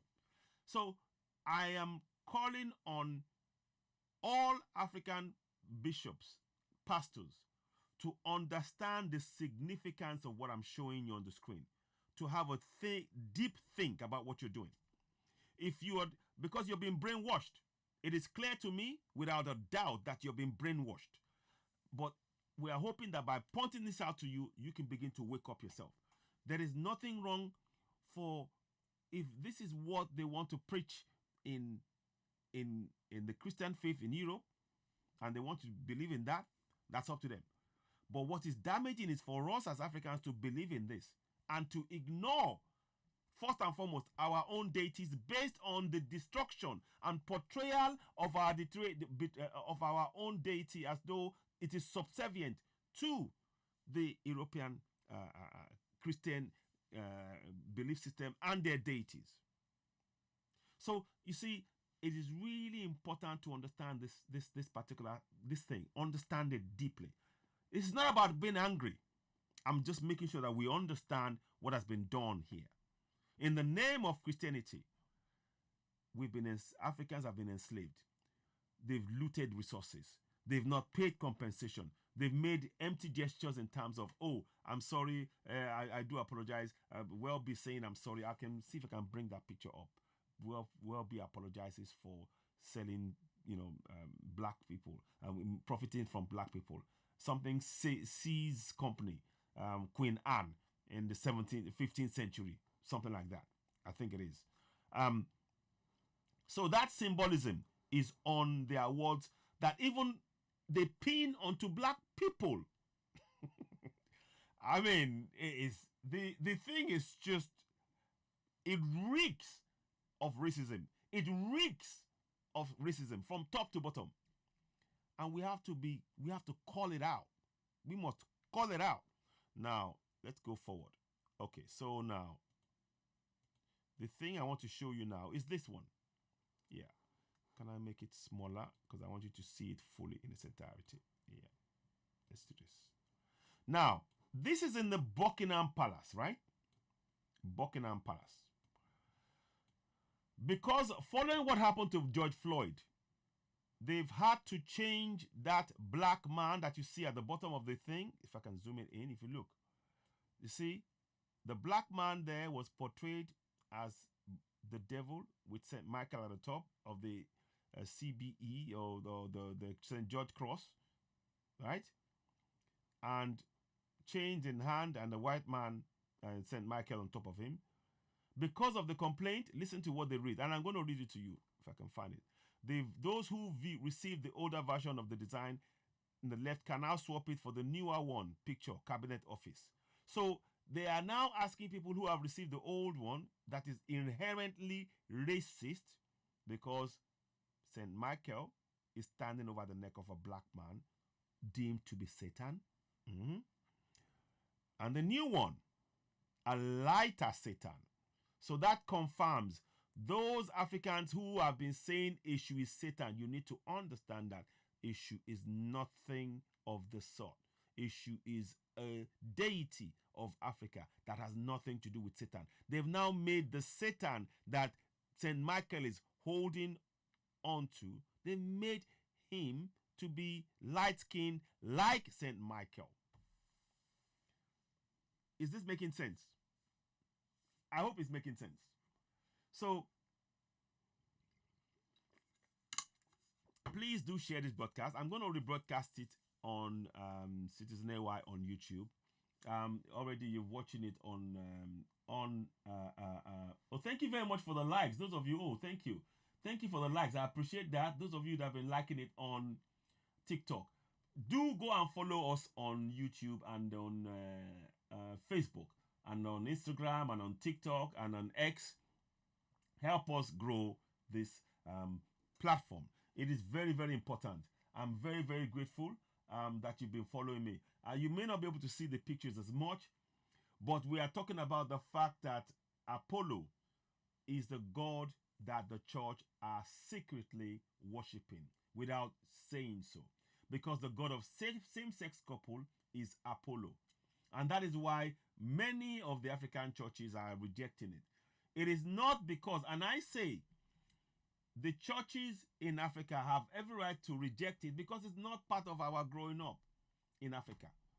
It may have been, I mean, one of the things that's coming out is that the church raped men, women, children were raped. And of course, during the period of slavery and colonialism, there was no offense for these people, for the religion, for Christians, to rape, kill, abuse any African because they deemed as slaves. In a place called Port Harcourt, there's a place called Port Harcourt. To illustrate this point, let me go and look at Port Harcourt for you. People don't know, but I'm just trying to give you a lot of information. Let's go and look at Port Harcourt in Nigeria. Let's go and do that. The name Port Harcourt. Where does that come from? Let us look at that wholly, briefly. Port Harcourt, yeah? So let us go and look at that. Okay. And I would advocate that we change that name very, very quickly. People don't realize this. Where did the name Port Harcourt come from? There is a guy called Harcourt. Yeah? Now, let me just get Harcourt out for you. Viscount Harcourt. You see? Viscount Harcourt. Now, that is where the name Port Harcourt comes from. But here is where we need to understand that even those people, homosexuality, which is something that is practiced in Greece and is part of European culture, we get it. But it was used under colonialism, and this man got away. They said he committed some things locally, but he got away with it. But to remember his name, they put him, the port was called Harcourt. So let us go and look at that. Lulu is his nickname. Let me look at that now. Now, let me look at this name for you. So these are important things. Many people don't know this, but you see, I do a lot of research. Believe you me, I am researching because I need to, because I've been lied to. I follow the Bible like a, but now we are seeing a lot of, we're stripping back the lies. We're stripping back the lies. Okay, so now, where was it? I found it just now. Yeah, okay. So Harcourt. So Louis Harcourt, who held the cabinet post secretary of colonies from 1910 to 1915 under Lord Harcourt's Harcourt's new nickname was Lulu. Yeah? Okay, now,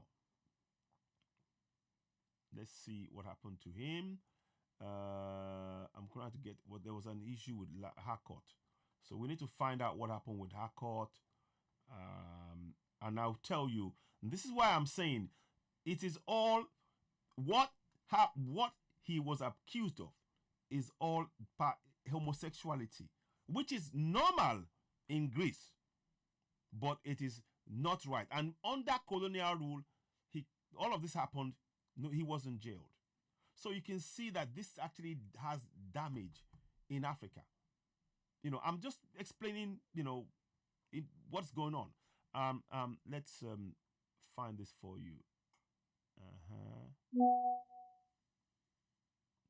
One second, I need to find out something for you. Okay. Scandal. So I'm going to find it for you. Don't worry, I'll find it. I know there was something, but I cannot quite put my hands on it. There was something that I think he committed suicide, if I remember correctly, in the end. But it was, let me see. Okay. So go and look at, let me just quickly go, Lewis Harcourt, Viscount Harcourt. Okay. So let me just put Viscount Harcourt scandal, yeah? So you will see what I mean. And this is, so when you are supporting something as a Christian, as saying you're Christian, you don't understand. And a lot of people who are pastors didn't connect all of this. They didn't connect it.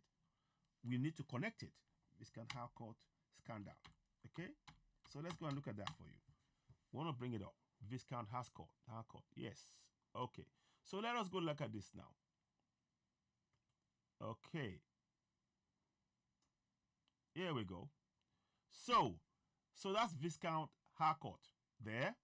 Okay. So now he inherited lordship from Manor Staten Harcourt in, Hinks, whatever, Oxfordshire.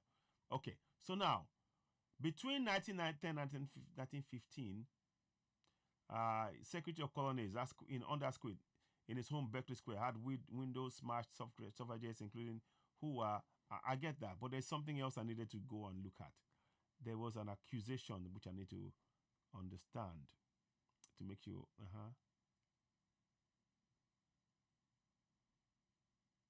Okay. There is something I need to find. Here we go. Sexual misconduct. Okay.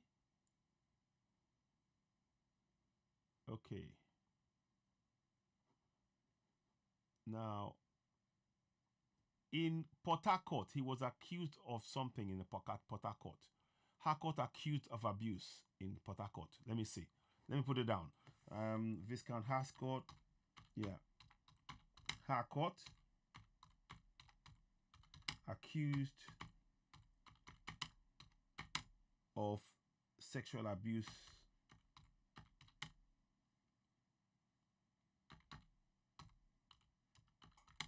in the colonies. That's what they will put, in the colonies. Let's go and look at that. I'm just trying to give you how all of this is so important to understand. Yeah, there we go.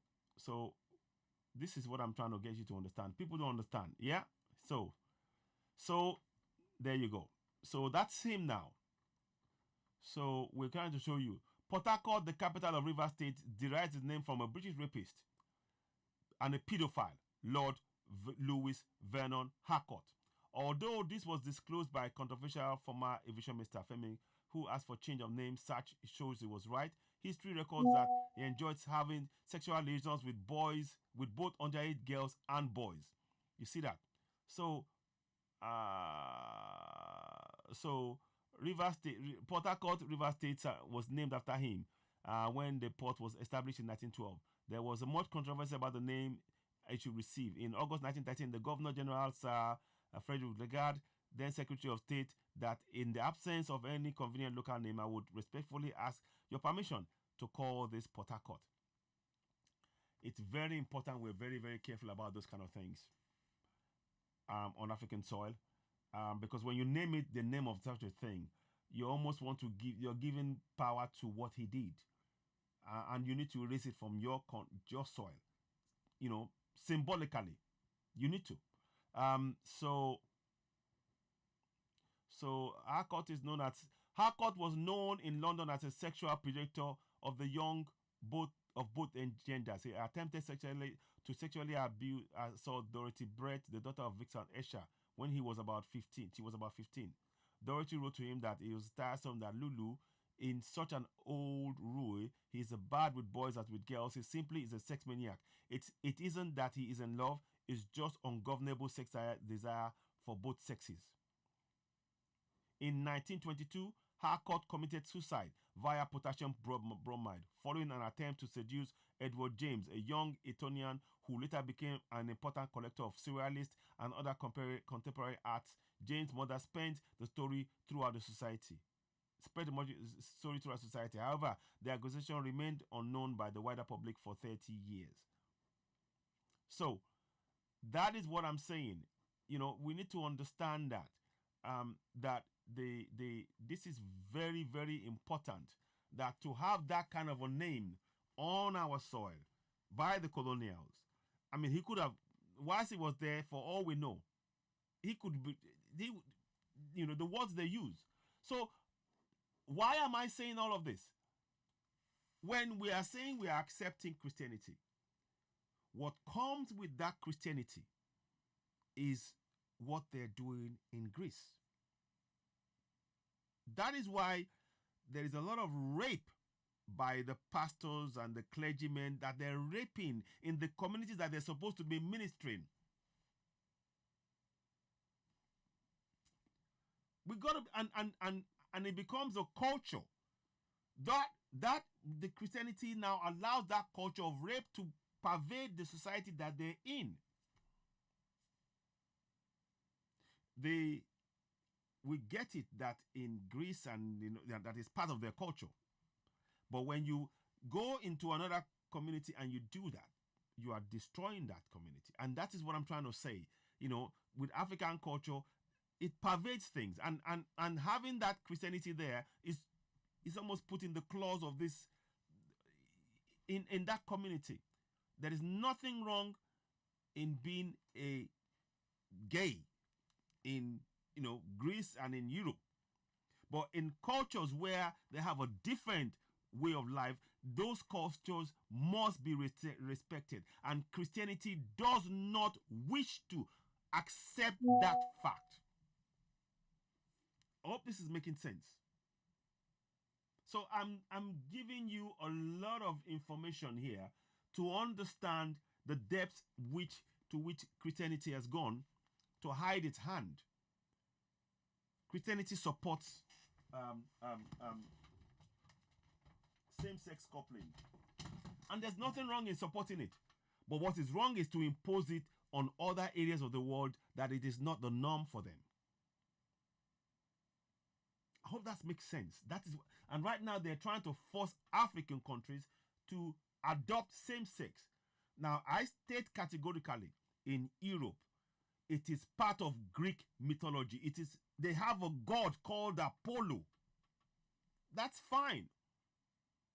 We have deities, Eshu, and others that don't have the same practice. And we believe in marriage and having multiple wives and all that. That is part of African culture. But yet, if you notice, when you have more than one wife, it's called polygamous, and it is frowned upon. And all of this is, and it's part of our African culture. My grandfather had 5 wives. That is part of my culture. Now, because I am not in terms of homosexuality, it is not something that I'm actually, that I want to sort of be part of, because that's not part of, it's not in my genes in that way, as it would be for a Greek person.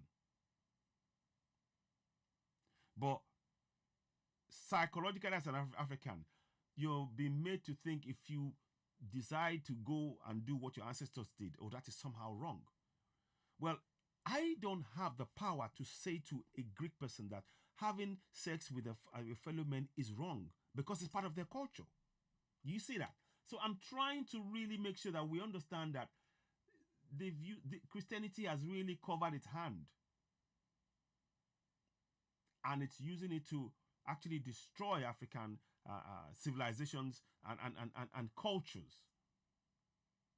And those who are Africans who have been clearly brainwashed into believing in Christianity, believe that Christianity is actually the laws of that Christianity wrote is from God. It isn't.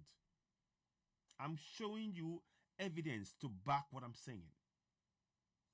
So these are things that we need to really understand as Africans. And I'm hoping that by doing this, I'm taking the time to explain, and I'm being I'm trying to walk a fine line here to make sure that I do not disrespect homosexuality and bisexuality practiced by Greece. It's not my role to frown on it. Equally, I demand respect for African ways of doing things and our deities.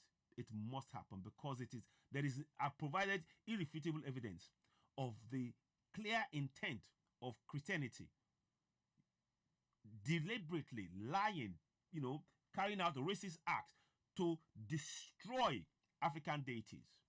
Something that you cannot see any African do to attack Apollo or anything like that, or Ishtar. You won't see it. So we have to really, as Africans, understand what has been done here. It's very important that we understand that we understand that there's been a clever orchestration here to use Christian religion to actually support a deity that is been hidden from the very people that they're trying to impose it upon. Nothing wrong with Apollo. It's the history of the Greek people. Equally, nothing wrong with us supporting Eshu. It is our history, and Eshu protects us. Let us see what it says about Apollo as well in terms of protection of the people. Let's go and look at it. I'm trying to break this down in minute detail so that there is no misconception anywhere whatsoever. Let's go and look at what it says, shall we? Okay, so, now, the Apollo, it says here, patron of purification, oracles, guidance, God who have fought and wards off evil spirits, right? Okay. He wards off evil, yeah? God who helps and protects. Let me see. Who offers helps and wards off evil and is referred to as avatar of evil. Okay? Now, I'm trying to find you the issue. So, loosely to translate it.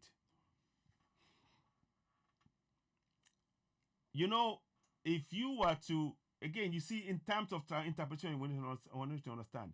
Knowing that God of Apollo, it was okay at one point to make love, for an older man to make love to a younger man, a child, under the same God.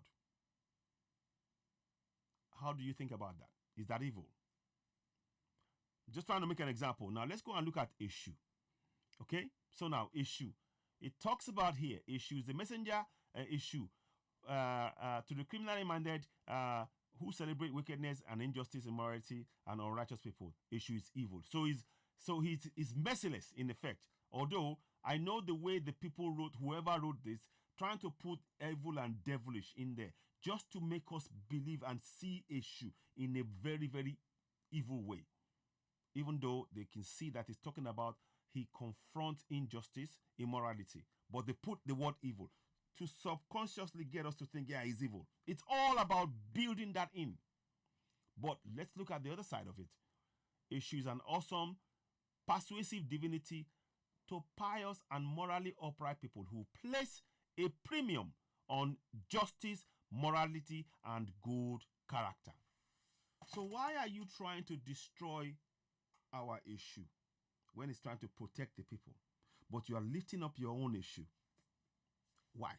And your own Apollo. Why? So you can see the hand that is... So Christianity is...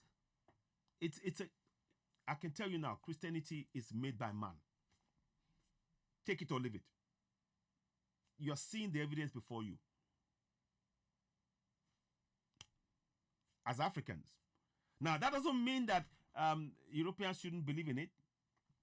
But as an African, the issue is part of us. And if we allow that, it will destroy our psyche. It has the damage that has been done to us for close to 200 years now. Following a religion of Christianity that has brainwashed many of us. Destroyed our communities.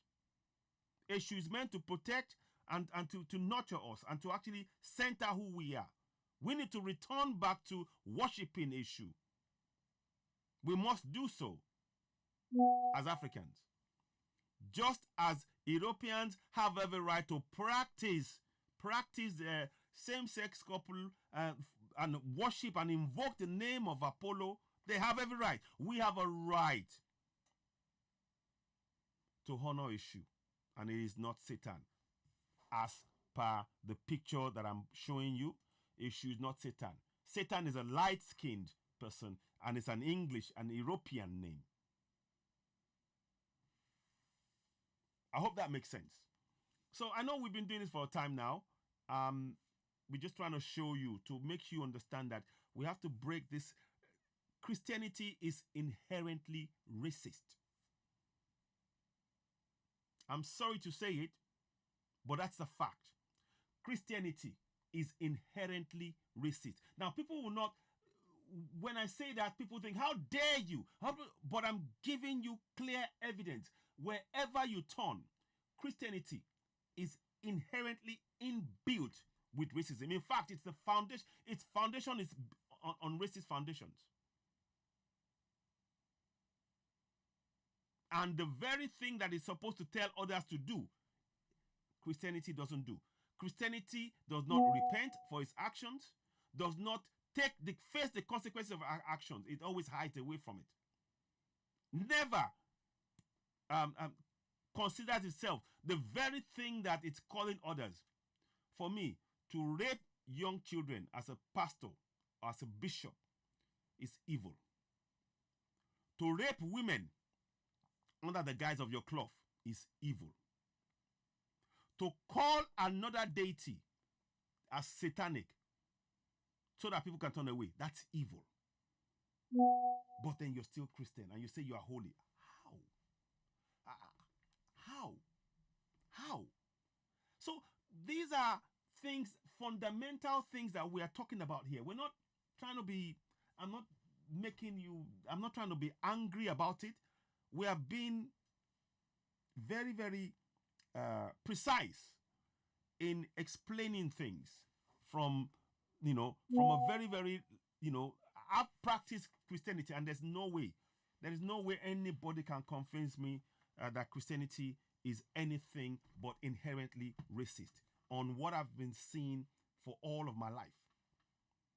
The brainwashing alone of non-Europeans it's breathtaking. It is. Pastors are dressed up nothing short of pedos in communities where they are saying follow this and telling people to repeat. The evidence is all over the place. The Catholics, look at how many pastors that they've called back to Rome and they've jailed in Australia. Look, evidences. It's not me saying it. These are evidences out there. But yet they keep telling us. The same people who are carrying out this heinous act are saying that our deity is satanic. But their actions are satanic. You tell me. Who is the hypocrite here? I'm just asking simple questions. I don't know much. I don't. I'm just following what you put before me, and I judge it, and I think, okay, is it making sense? So for me, as an African, those pastors here, when they talk about this, they don't see the side that I'm showing you now. Apollo is a god that the church is secretly worshipping. When you invoke the name of Apollo, you are blessing the union of same-sex couple. There is nothing wrong if you're doing it in Europe. Read my lips. It is part of your culture. It is not new. There is nothing new under the sun.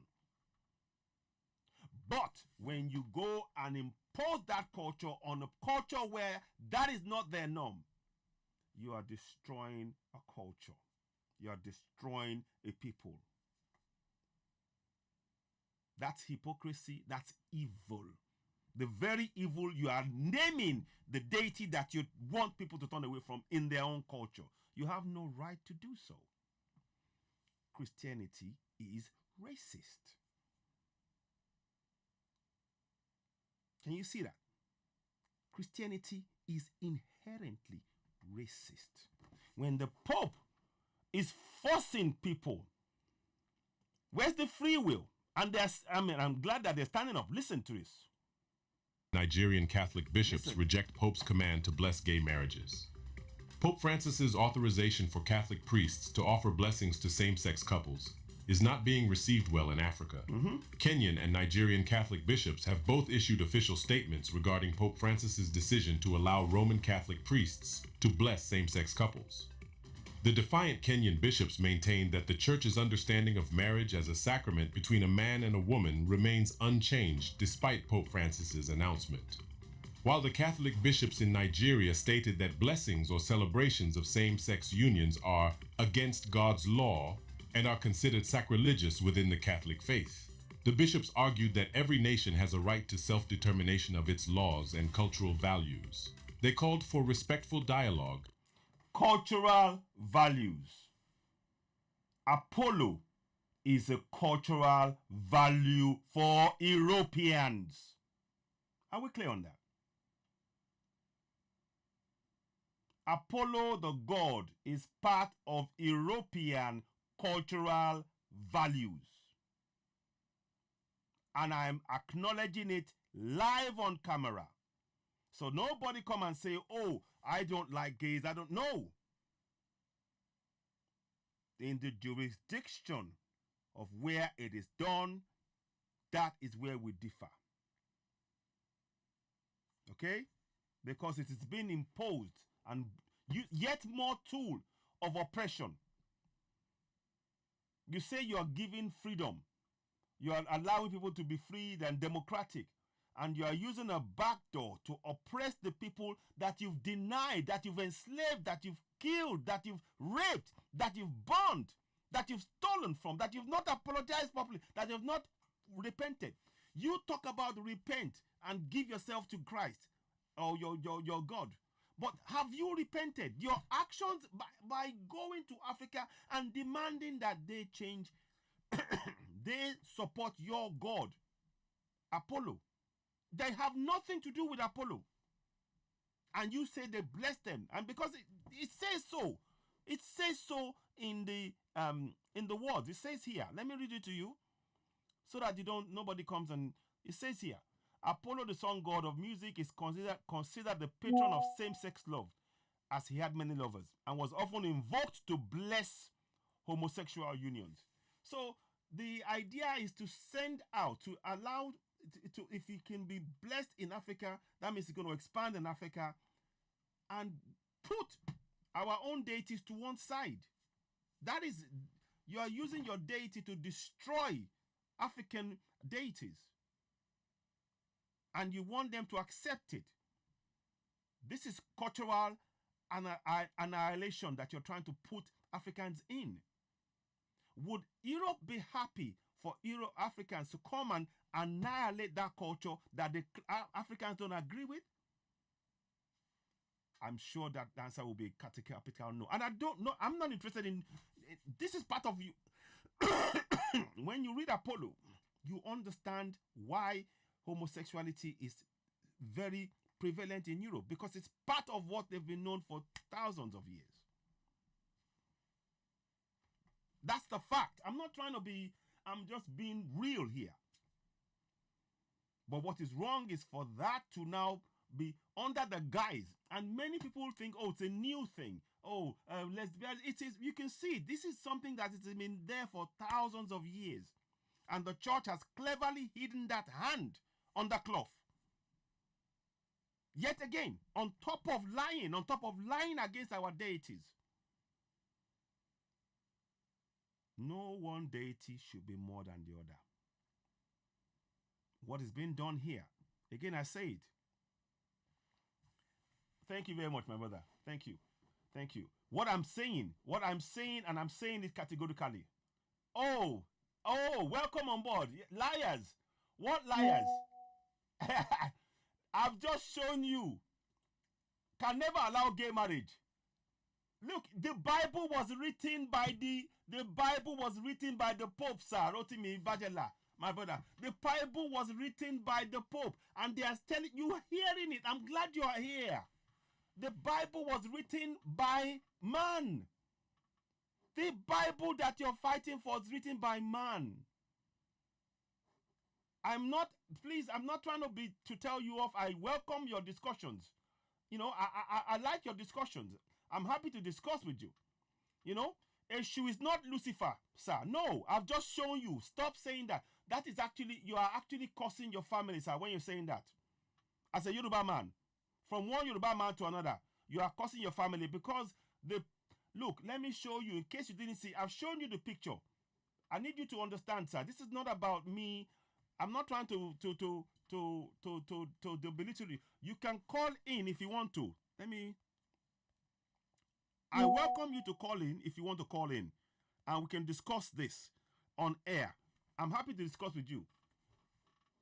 It was Owen Emmerich Vidal in 1852 that coined the term, that decided that our issue was devil. And that is what you are taking as hearsay and accepting as fact. Sir, it is factually wrong, totally wrong. Apollo encourages and accepts young people to sleep, adults to sleep with young boys. It's a god in Europe. That is the god that they want to invoke in the church. We didn't create the church, sir. The church was created in Europe. The church is the most powerful. You need to understand that, sir.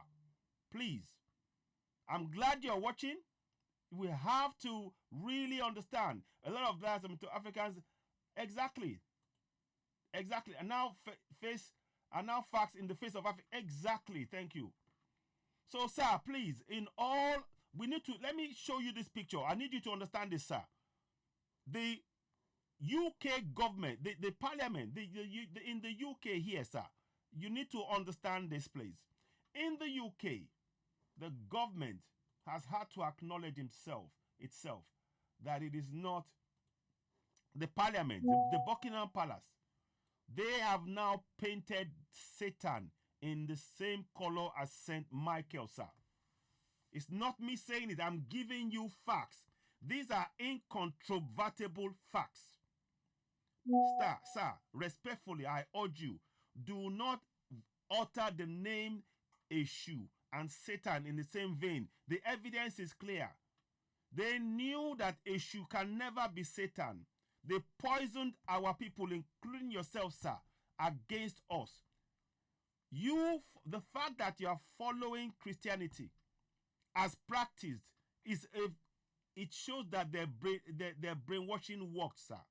And we need you to wake up. We need you back with us. They are trying to lift their deity up. Sir, let me show you again. Let me show you. If you want to, you can call in. Let me, because I do not want us to, I'm not here to fight anybody, but I believe in discussing among ourselves. So let me see if I can make this phone call, make my phone active. We're having a discussion with somebody that's very, very emotive about issue being Satan. And despite the evidence that we're showing that in the Buckingham Palace painting of devil, they are showing the devil as light-skinned, like Saint Michael. Whereas previously they were showing devil as black man. They recognized after the George Floyd that was a fatal error to do. And like I said, since 1852, they have subliminally put that in the minds of black people that Eshu is Satan. Under Owen, Bishop designate Owen Emmerich Vidal. Please check that name out, sir. Check that name out. So I come on here to not fight. It's not about fighting. It's about establishing facts. It's about making sure that we understand what has been done. Oh, I can't connect it now. I'll have to do it another time. I was trying to connect it, but it's not going to do it for me at this point. Okay, I haven't. The link is not on, and I don't want to change what is on. What is on? Okay. Good evening. Who is that? My brother here. Gosh. Invite. Okay. Let me invite you on. Sorry about that. I've just been talking. Okay, I'll send it to you. Anybody who wants to join me on TikTok, you can say a few words. But it's very important. Rotimi Bajela, my brother, my egbon, respectfully, please, the church were the ones who came up with the word Satan. We never had, there was no word like Satan in Yoruba language, sir. The church were the ones who came up with Satan. They are the same ones who came, the same ones who knew about the bisexualism, gays and bisexual and all of that. And it is part of their culture, sir. I'm showing you on the screen. I've walked through all of this with people who are watching. I literally walked through it. Let me show you that picture, sir. If you're watching, I can't take the call tonight. But if you're watching, sir, you can see in the middle of that. That is Apollo, god of same-sex couple. This is something that they are aware of. The Pope commands to bless gay couple. They know. It means that the church knows it is part of their history. The Christians know this, but they're hiding it from us Africans from day one. Harcourt was rushed back apparently from Port Harcourt because he was known to be having sex with both boys and girls, young age. He died in 1930 something, 1916 or something, whatever. After leaving Port Harcourt. Port Harcourt is named after a sexual predator. And all of this made possible by the religion of Christianity, sir. And the religion is inherently racist. Because it tries to destroy everything about Africans and the African deity whilst keeping the European deity up. They are supporting by invoking the name of Apollo to keep the life, to give life to Apollo. There's nothing wrong in doing that on the European continent. There's nothing wrong with that. In fact, I support it. What I don't support is to call ours names and to make us turn away from it. Sir, you've been brainwashed. That's why you turn away from our God, and our land is not safe. We have to call back onto our gods. They are calling on their own gods every day, sir. Apollo. Do you know that the Apollo, the spaceship, is named after this god? Let me show you, sir, as you're watching. Please, let's learn together. Don't take this as me fighting you. It's not about fighting you. It's about us learning. Now, let me show you. Please read what you see on the screen, sir. I'm going to read it with you. You may be listening to me. Listen to me, please. I don't want you to be, we're not, It says here, the program was named after Apollo, the Greek god of light, music, and sun. They did not let you know. This has been going on for a long time. Apollo 1, Apollo 2, Apollo 11 is in 1960. In 1960, they named the spaceships Apollo. And it says the program was named after Apollo, the Greek god of light, music, and sun. They didn't tell you the other half. The other half is what I'm going to show you now, sir. It talks about this. Apollo, the god of sun, music, is considered the patron of same-sex love, as he had many male lovers and was often invoked to bless homosexual unions. He is also called champion of the male love by Andrew Camilla. Other gods. You see that? Can you see that, sir? You can see it on the screen. That is what was hidden from you. Sir, not to deceive you, you've been deceived by the religion of Christianity. Because now they're showing their hand by trying to force us to bless the same-sex union. It is part of their culture. It is not part of our culture. So I understand your rejection of it. But we need to understand that it is not only must we reject that, we need to turn back to our own deities because they try to destroy our deities, sir. We need to wake up. I don't have a problem with Apollo. It is what they've known they've known this. Let me show you something about let's go and look at Apollo in depth again. Let me go and show you. It's not about getting angry. It's understanding how they did this. Now, Apollo, let's go and look at it. Apollo was born Delos, 120 to 140 CE. Apollo Belvedere. You see that? I don't know if you can see it. I want to show you. That is his Apollo Belvedere. That's his name there. You see? And I mean, when he was born, that was when he was born. So this is part of their culture. You may not be aware of it, but that's part of their culture. They hid that from us. So I need you to really understand that. I'm not here to attack. I just want us to have a meaningful dialogue to understand. As Africans, we've been deceived by the Christian religion. We've been deceived and been lied to. I've just shown you. If you are watching me live again, I'm happy to discuss that with you. Let me show you a picture that would, so that you understand what we're saying. No, not that one. Sorry, not this one. 1 second, please. Give me a minute. Here, I need you to look at this. Not that one. This name, Owen Emmerich Vidal, is the one who came up with that word issue is Satan. And I will show you where that is, sir. Please listen intently. Page 87. Page 87 of the book, The Vocabulary of Yoruba Language. Page 87. This is where the man lied against Eshu. We shouldn't accept their lie as fact, sir. Let us not do so. He said, Eshu, devil, Satan. There is no way that Eshu, devil, and Satan means the same. It lied because they said Eshu has no manners and he takes his house outside. That's not true at all. Oh, my brother, have you called? No. Ayomiku, I don't know if you wanted to call in. If you, I don't know. No, my phone is not working. Sorry. I'll see if I can do this again. I may end the broadcast on the other one. I might call you, Ayomiku. Are you able to chat for a few minutes?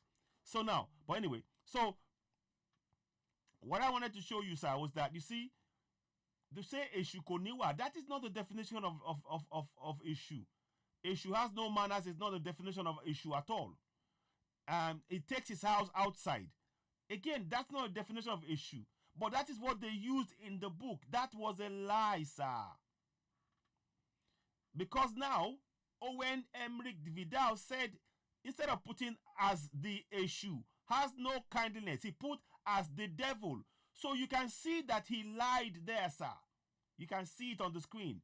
He put devil in his English translation instead of Eshu. We've been lied to, sir. Page 87 of this book. Page 87 of this book. It is written by the Church Missionary Society.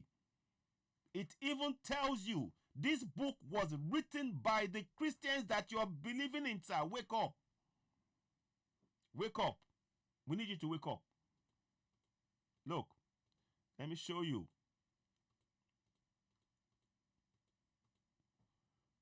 You see, a vocabulary of the Yoruba language. A vocabulary of the Yoruba language. This was written by the Church Missionary Society. You see? See, look. Church, native missionary of the Church Missionary Society. Okay? And this guy is the Bishop Designate of Sierra Leone for the Church Missionary Society. The book was printed in London. The book was printed in London, sir. There's no need to get angry. We are trying to explain to you so you understand. They've pulled the wool over our eyes collectively. I need you to wake up. Issue is not Satan, sir. It can never be. It can never be. If you're saying issue is Satan, the church that you believe in, the church came and raped our men, our women, our children. The church enslaved us. Let me show you something, sir, before you go. Justin Welby admitted this. We need to face the facts. Okay? Justin Welby apologizes, yeah? Let me show you. I'm going to come back. I need to...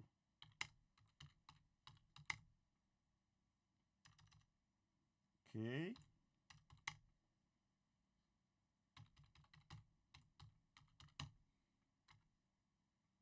Apologizes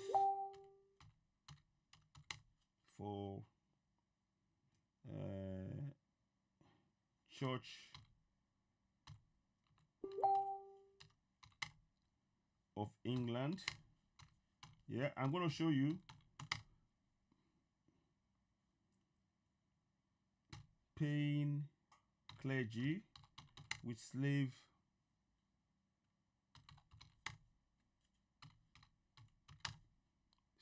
profits. Yeah. So let's see what it comes up with. I want you to see it. There we go. I need you to see this star. This was only January. Quietly released. You need to wake up, sir. Please.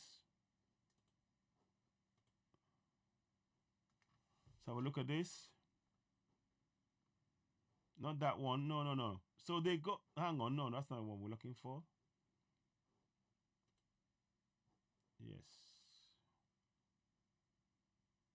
Here we go. I need you to see this, sir.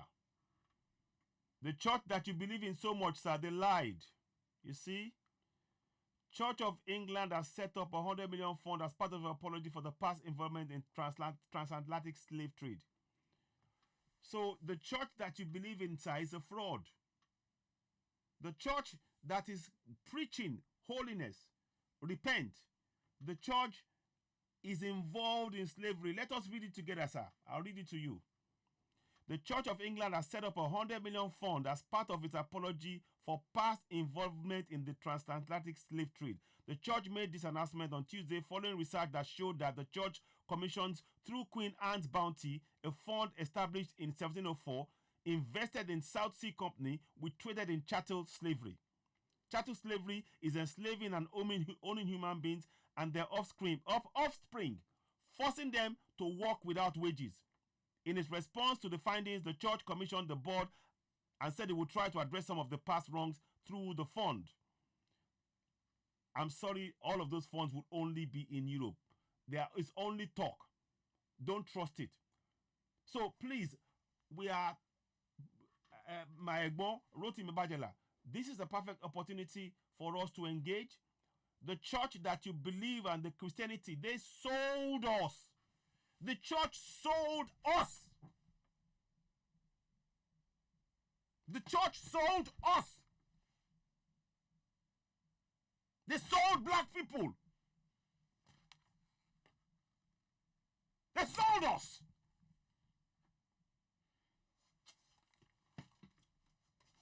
The church that you're praying, that you're fighting for, they sold you. They sold your people. And they find it hard to apologize. They see our own deities as bad. They don't want us to, they want us to turn away from ours. Are we stopping them from fighting? Is anybody stopping them from supporting Apollo? Nobody is.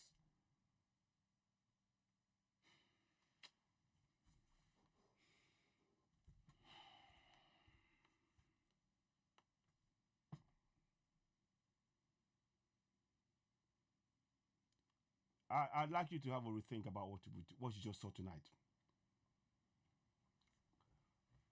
I need you to have a rethink about what you saw tonight.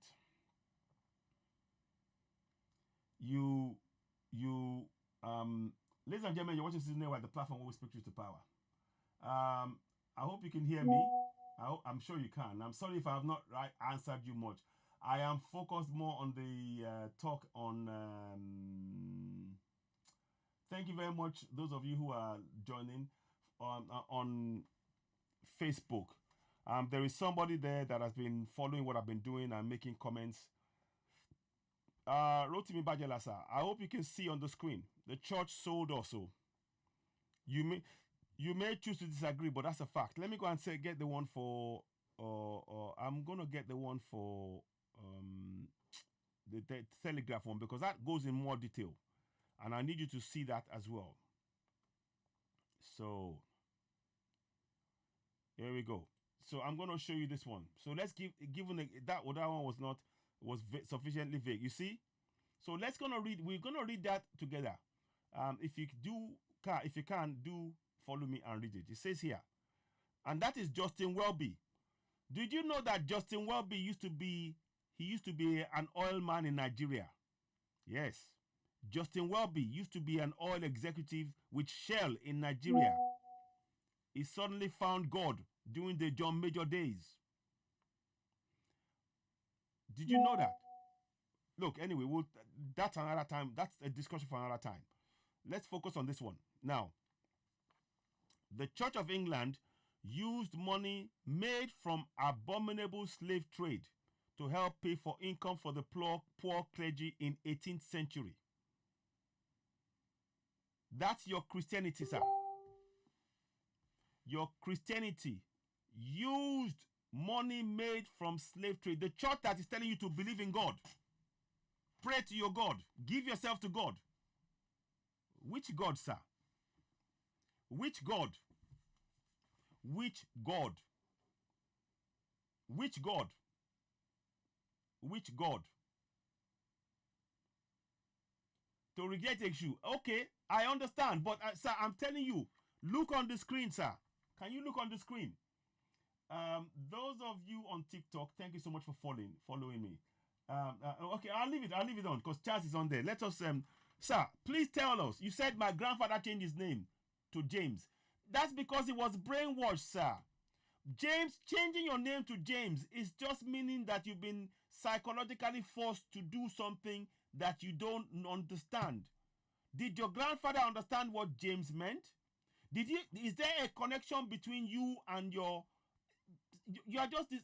He rejected Eshu and says better than you. I know his ways. He knew Eshu better than you. The Old Testament predates even Jesus Christ. Check your facts.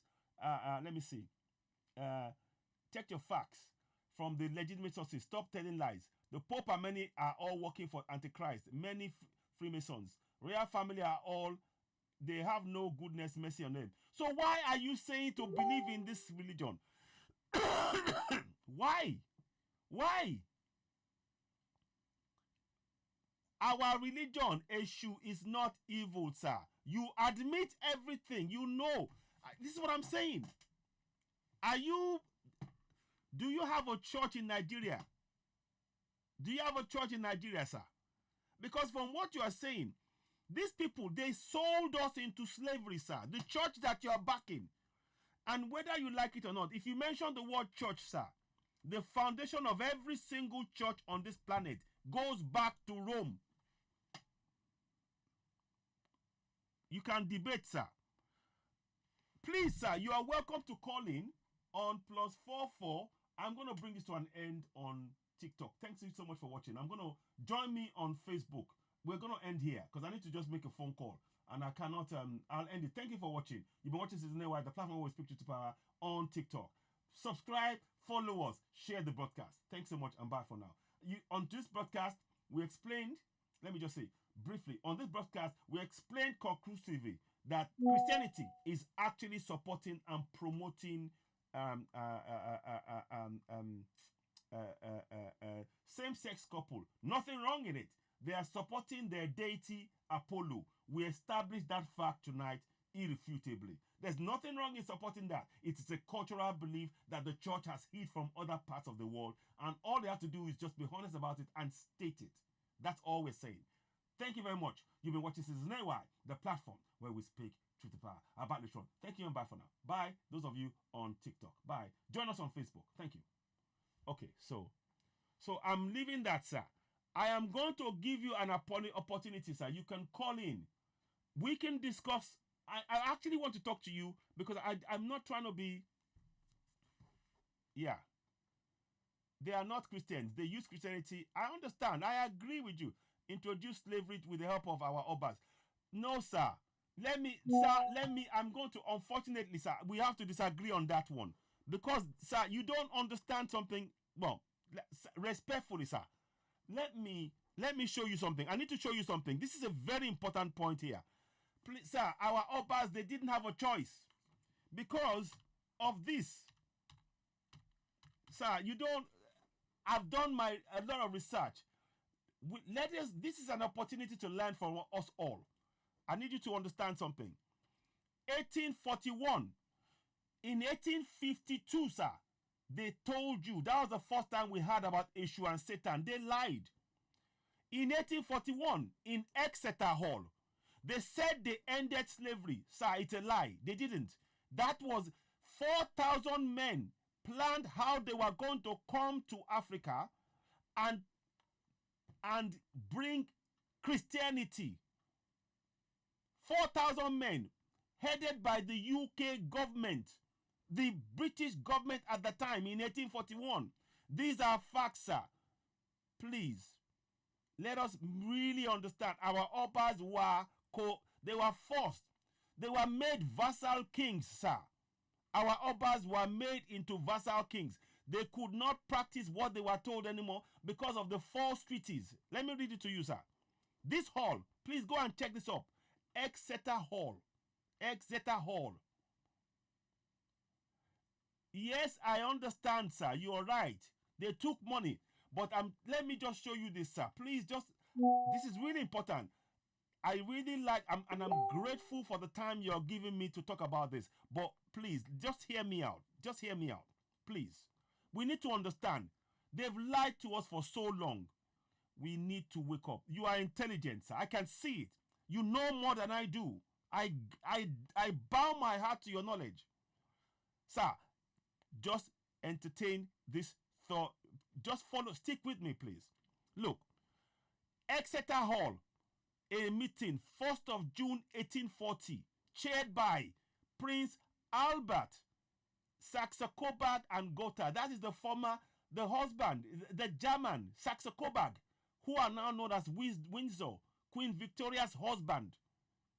Prince Charles' great-great-grandma or whatever. King Charles. The same people, sir, like you're saying. But they had 4,000 people in that meeting, sir. Let me show you. Up to 4,000 people attended the meeting. You see that? They attended the meeting. Now, what was at the meeting that they discussed? Please follow me, please. Just hear me out. I'm so glad we're talking now. Hear me out. Now, I want you to see what they did. And this is the trickery. We shouldn't blame our Obas. Look, they said here, their new Africa policy. So this is nothing to do with religion. The government and the missionaries, they came to a meeting, 4,000 strong. They were promoting a new African policy based on a series of treaties to be made in West Africa. The introduction of Christianity. Sir, what you are taking as Christianity is a business. It's not of God. It's of the Prince Albert, the great-great-great-grandfather to King Charles.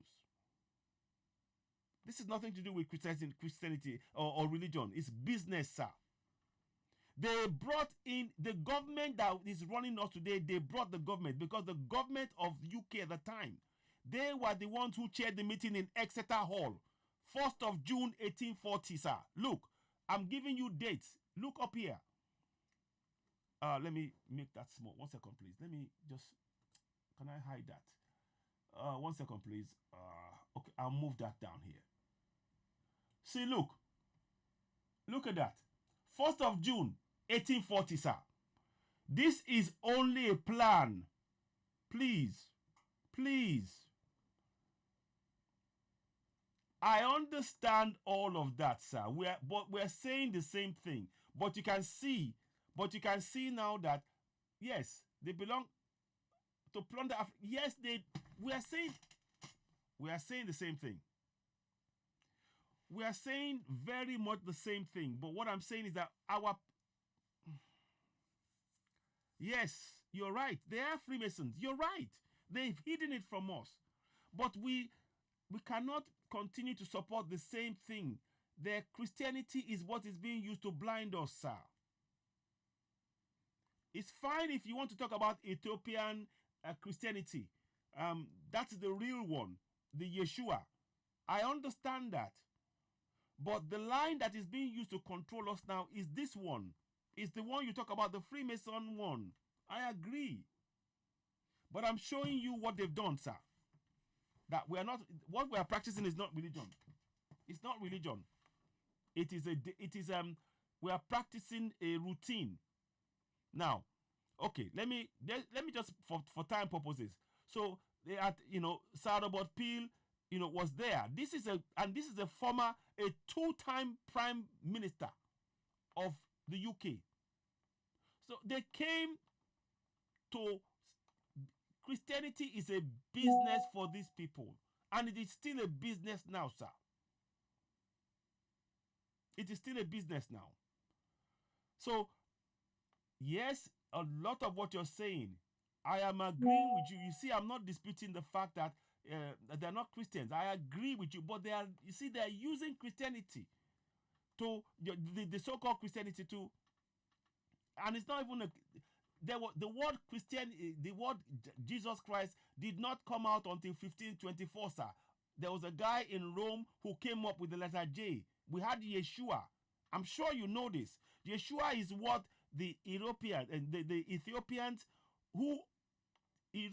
have the oldest church in the world, the Labella, built from the stones. Let me quickly do this and I'll show you the Labella, sir. I'm sure you know this. I'm sure you do. But I'm trying to... Here we go. So you can see now that the kings here, I'm trying to show you the part where the kings were, what they did to the kings. In 1841, they made our kings vassals. I'm going to show you what I mean here.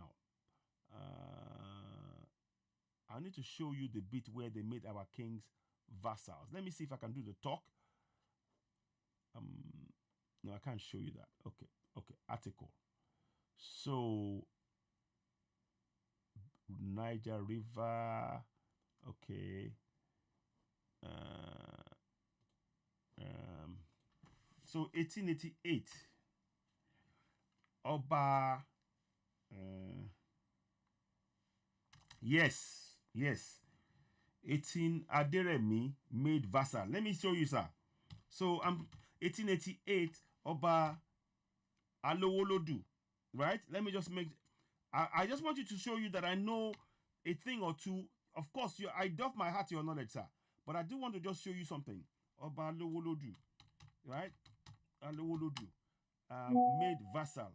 So you will see a picture and it will come up. Here we go.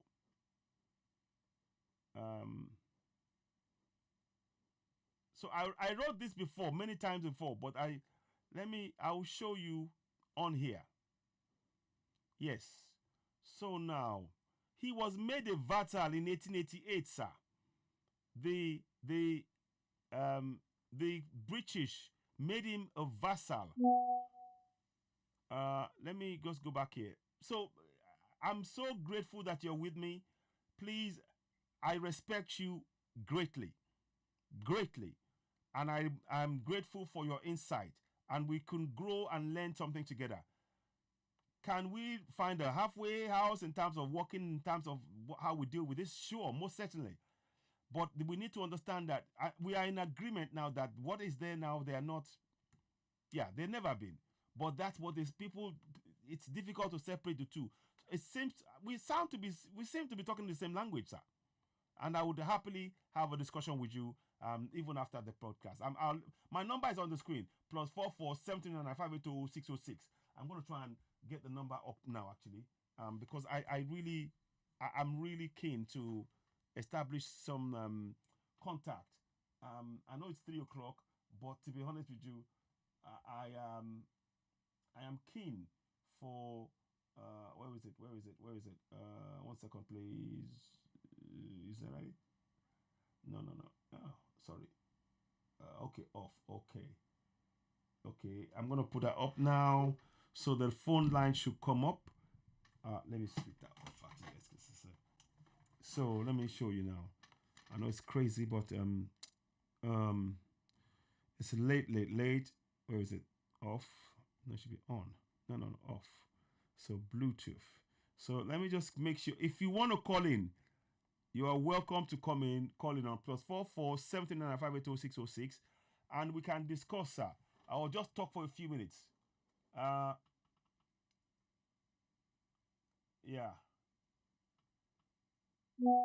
Let me see. It's going on America, but Christ died. Yeshua was poor and died on the cross, rejected by some Jews. Yes, Yeshua. Yes, I can see that in Ethiopia, the story is radically different. So, yeah, there are debates about that. There are things, but yeah. So,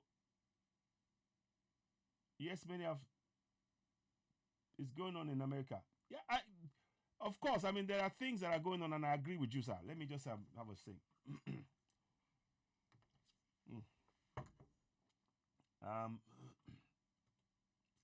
I'm really grateful that you're watching, and we're having a discussion, because I think, for me, dialogue is always an opportunity for us to learn and grow and be able to come to a common ground. That's what I'm really looking for, because I think we can learn from each other. There's a lot of things that I obviously don't know. I'm still a young man, youngish. But what I'm trying to do is to really empower us as a people. If we're going to, Yeshua is the word, and I think we need to more lean towards the Ethiopian Bible and all of that to begin to grow. So let me just quickly show you this thing about Oba, the last Oba. So the last Oba was taken in Oba Adeyemi Olowolodu. And let me try and find the Oyomesi. See, we have their own structures. So all of these things, I'm going to try and find that for you. 1 second, sir. So this is Oba Adeyemi Olowolodu. No, that's after it was color. That's much later. We're talking about, that's like 10 years after. We're talking about 1888. So let me get his name out, sir. I just want to show you. I'm sure you know this, but sometimes it's putting this context together that I'm really trying to work out. Sorry about this. I've just it's a bit. I have it, but I just need to get my head around it a bit, because it's in the 18th century. I think it's 1886. 1886 was when he made a vassal. So they made him a vassal king, and that's what I want to try and show you. Okay, let me do it this way.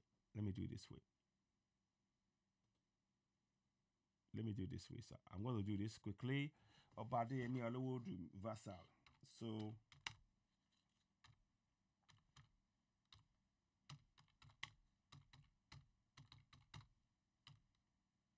let me just quickly do this. Vassal.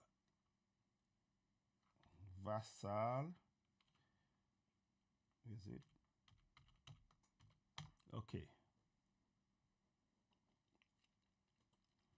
Let's see if I can make it, because I think I've shared it on my broadcast before, but I'm trying to, yes. So, yeah. So if you see on the screen, sir, because I wrote it, I did some research. So this is the Oba here, and that's, I think that's his son, if I'm correct. Now it says here, King Adeyemi Alowolodu, the last truly independent Oduduwa king, before he was made a vassal king. 1776 to 1888. Alawolodu, Aláàfin. From 1888, sir, to 1905, he was made a vassal. So they gave him a choice. Either he gave up and he put, or they would depose him. You remember, sir, in 1897 they deposed Ovobarem. All of our kings were attacked in that manner by the colonials. So the point I'm making is that we can't say our kings, you know, they fought them with the treaties. That treaty there that they did, this false treaty. You see, when they say the British government backed efforts to make treaties with native people, it is gunboat diplomacy, sir. They take a gun and force you to sign the treaty. It's a trade agreement that they're making today, sir. It's all lies. They are forcing the people, but we need to wake up. But it all started in 1841. So you can see the link between what I'm saying now, sir. We need to, you know, we are both partly right about this. And we need to try and, what we need is to bring our people to begin to see all of this and put it together. But, sir, the one thing I will just say is our issue is not look, sir, what they did to us, what they did to our people is worse. That is Satan. Their acts of enslaving our people, lying, and they tell us to come and repent. The same church that told us to repent. I know. Anyway, I don't even need to explain that because I get what you're saying. They're Freemasons. They're hiding. So again, the language is there. My number is on the screen, sir. If you can save my number down, I'll put it's on the text as well. I think. Let me see if you can in the comment section, we can actually. I'd actually like to speak to you because I know there's a lot more knowledge that I can probably glean from yourself. You know, about things. So 44739580606. You can see that number on the screen at the bottom here. If you look on the broadcast, where it says the sign on the sign there, that I've got this. Oh, sorry, what am I doing? I'm trying to see if you can see my hand. You can't. Okay, yeah. See here. You see that's the. Around there, at the bottom there, here. Hang on. You see there, you got the number 44795820606. You can save that number down now, sir. And we can just discuss off here if you don't want to talk online. I understand that. It's also on the screen. If you go to the, I've pinned the number on the comment section. You can see the number on there. Save it down.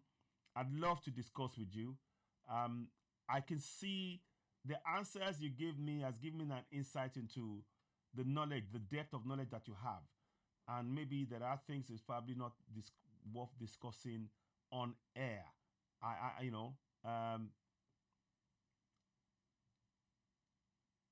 Yeah, Yoruba did not do well. From the time Afoja, we are already fighting each other. Yoruba land. What was the state of Yoruba land along Afoja? What was the state of Yoruba land? Yes. We'll talk. Ẹ ṣeun. Mo dúpẹ́. Ẹ ṣeun. Good. Okay, sir. I very much appreciate that. Let's just talk. I mean, I'm not, this is what we need, and there are discussions that we need to have widely with others as well, and because our approach is wrong at the minute in what we're trying to achieve. But I think we need to, if we're going to achieve the greater goal of fixing the religion in that respect, I think it starts from within us. And you talked about the Afonja and everything else. In our own community, we need to heal somehow. And I don't believe that this construct that is on our land is allowing our healing. So, yeah, I'm sure there are one or two things one can learn from this, sir. And I am thankful that we are engaging. Honestly, it's made my night, if you like, because from what you discussed now, I am really clear that there is a lot more that I can glean and learn from, and yeah. Oh, my sister! Everyone is coming out now. I'm not going to sleep tonight, am I? Yes. I've got that book, The Destruction of a Black Man, A Civilization by William Chancellor. I think he might have it, you know. I think my brother and my mom might have it already. I think he might have it. There is, because I can see there's yeah, I think he might have it. Wow. We never really, yeah, to understand how we never really did. I said, exactly. I think I have that book somewhere. I believe I have that book somewhere. I'm going to have to dig it out. I have it in PDF format, I think. And I'll probably do some reading about it, or reading of it online, at some point. So, Onye Dikachi, my sister, Oporuchi, honestly, that's fantastic. Great to have you on board as well. So, basically, just to give you a quick update, for those of us who are around, the church is secretly worshiping. They are secretly worshiping Apollo. Now, Apollo is the god of same-sex couple, and the Pope has, yes, these folks had such differences. They evolved until the Berlin Convention. Thank you. Yes, you're right.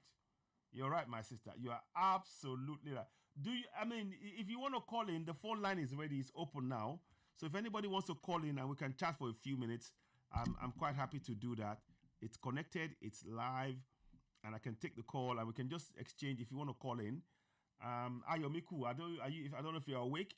If you're awake and you want to talk as well for a minute or so, we can do so. But yes, you're right. The Berlin Conference has been the linchpin, has really brought all of they signed the deal because they were fighting each other before about the territories. But they said, no, don't fight each other. Let's fight, let's stand together. So they are united in the oppression of Africans, Oh, don't worry. Okay, that's fine. Oh my gosh. Middle of the night. Wow. My sister, don't worry. It's great too. Okay, it is thanks. I'm glad that you're even tuning in. I'm great work. And Happy New Year. Happy New Year to you as well. Happy New Year to you and family. And wow. Yeah, we must, we must catch up again anyway. We need to catch up and talk about things. But yeah. So what I came tonight to do was to really show Africans, and many people didn't know, the spaceship Apollo in 1960, they named it Apollo. But people didn't understand that Apollo symbolized Apollo the god in 1960. And every time they flew out, they were invoking the name of Apollo. But we didn't understand that Apollo stood for the same-sex god. And now, the Pope is asking for us to invoke the same-sex god, Apollo, by blessing gay couples. But that is because it's part of their culture. It's nothing to be, it's not about whether we like it or not. It's part of what they've grown up and known, So that is what we're trying to, for us as Africans to know this. Because many Africans don't understand the motivation for wanting, for Europeans want to do that, to support that.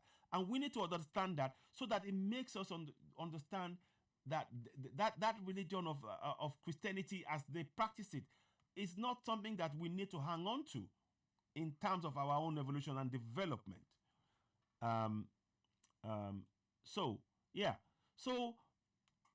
the reason why I decided to do the program tonight was to show people, what has actually involved in our system, not even our spirituality, our educational system. We simply were forced to adopt every of their systems, including their so-called democracy. Wow, you hit the nail. You hit the nail on the head. Yes. Wow, my sister, they plagiarize religion, inclusive. Plagiarize, exactly, is the right word. That is the right word. That is indeed the right word, my sister. They plagiarized religion.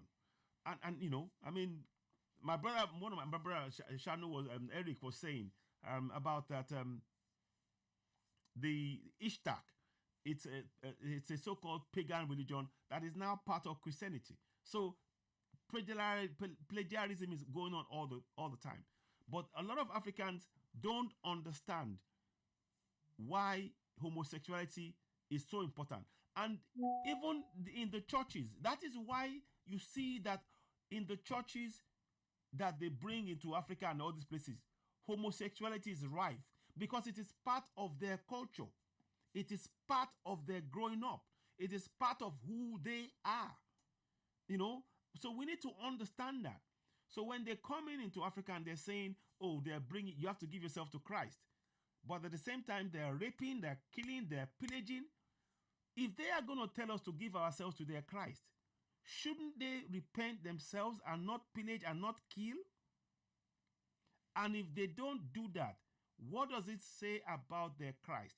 Is it the Christ doesn't matter what they do, when they kill, when they rape, when they pillage in his name, but it's us who has to give up? These are so many questions that one is asking. And for me, I say it again, the religion of Christianity, the brand that is in Europe, is inherently racist. It is inherently racist. And I'm not saying that out of anger, but the actions that they've carried out and the destruction of our African deities is evidence of that. It is just evidence. It's not bitterness here. It's the facts that are being displayed, indisputable facts. So, this Apollo, God, the god of sun music, is considered patron of same-sex love and has many lovers, was often invoked to bless homosexual union. So that is what the Pope wants to do. He wants to bless the homosexual union. That is fine because that is what they do in Europe. But they shouldn't impose that on us in Africa. That is where we have the similarity with the pastors. So let me listen to this. Let's listen again here. While upholding their view that same-sex blessings cannot be permitted within the Catholic Church in Nigeria, Kenya and Nigerian Catholic bishops reject Pope's command to bless gay marriages. Pope Francis's authorization for Catholic priests to offer blessings to same-sex couples is not being received well in Africa. Kenyan and Nigerian Catholic bishops have both issued official statements regarding Pope Francis's decision to allow Roman Catholic priests to bless same-sex couples. The defiant Kenyan bishops maintain that the Church's understanding of marriage as a sacrament between a man and a woman remains unchanged despite Pope Francis's announcement.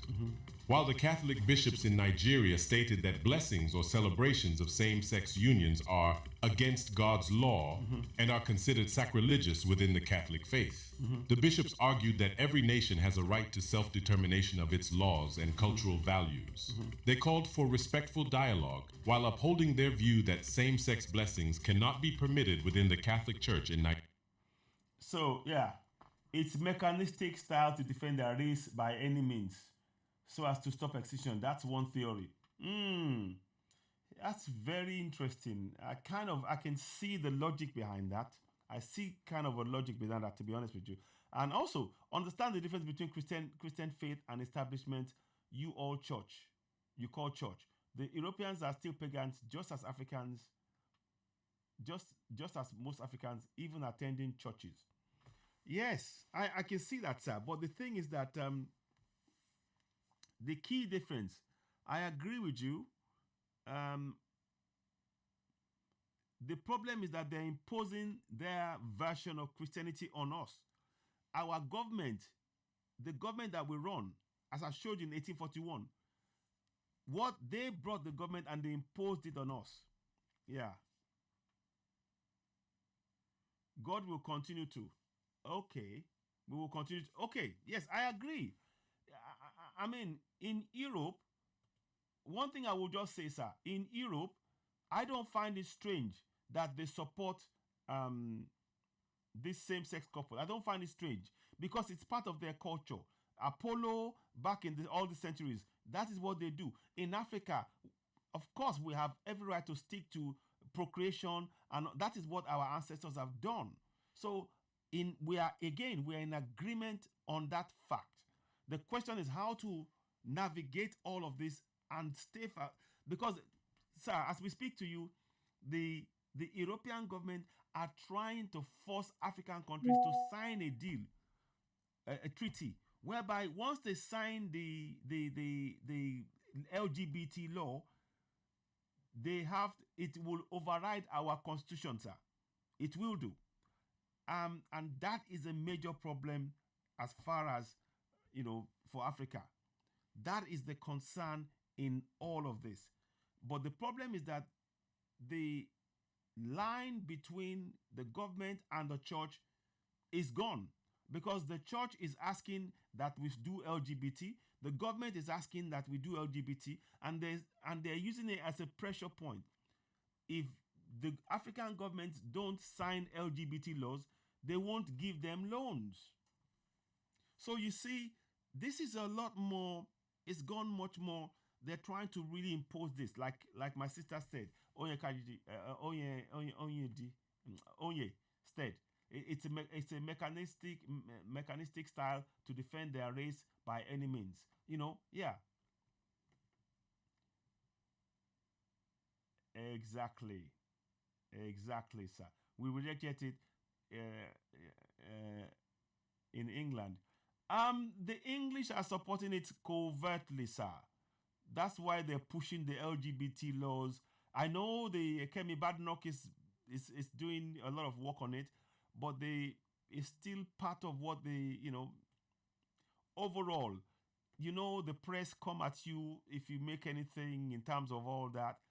Again, please, I'm only saying, so if anybody's watching me, I'm talking from a cultural point of view here. Very important to understand. Anybody talks about gays and LGBT and trans and all that and think it's something new. It isn't. It's part of the culture. And that provides that important context to understand that it's part of the culture in Europe and in UK as well. Because a lot of the pastors, they rape children. They rape girls. They rape, because that is part of the Greek thing in them. It is. But we weren't aware of it. It simply is. Because they believe in the god of Apollo. So much so that they put it in the sky. Let me show you, sir, in case I don't know if you saw the broadcast I did earlier on. This is what they do. So Apollo is in the name of Apollo. Now let's just hear what this Apollo go for a minute. 9. Ignition sequence start. You see? 6. So that's Apollo going up in this cloud, Apollo spaceship. But this invoking his name to make it go around the world. It's a symbolism, sir. By putting the name Apollo in the sky, it's a symbolism to spread, the god of Apollo around the world. But we didn't know this. From 1960, they did 11 Apollo spaceships, all named Apollo. That's symbolism, sir. I'm sure you agree. 11 Apollo ships. 11. Or maybe even more. From 1960. All named Apollo. To invoke the name in the sky. And the churches knew about it, but they didn't tell us. 10. So, 9. So the reason I'm showing you that is to connect all of this. This was all symbolism to try and really, get the world to accept that is the only way forward.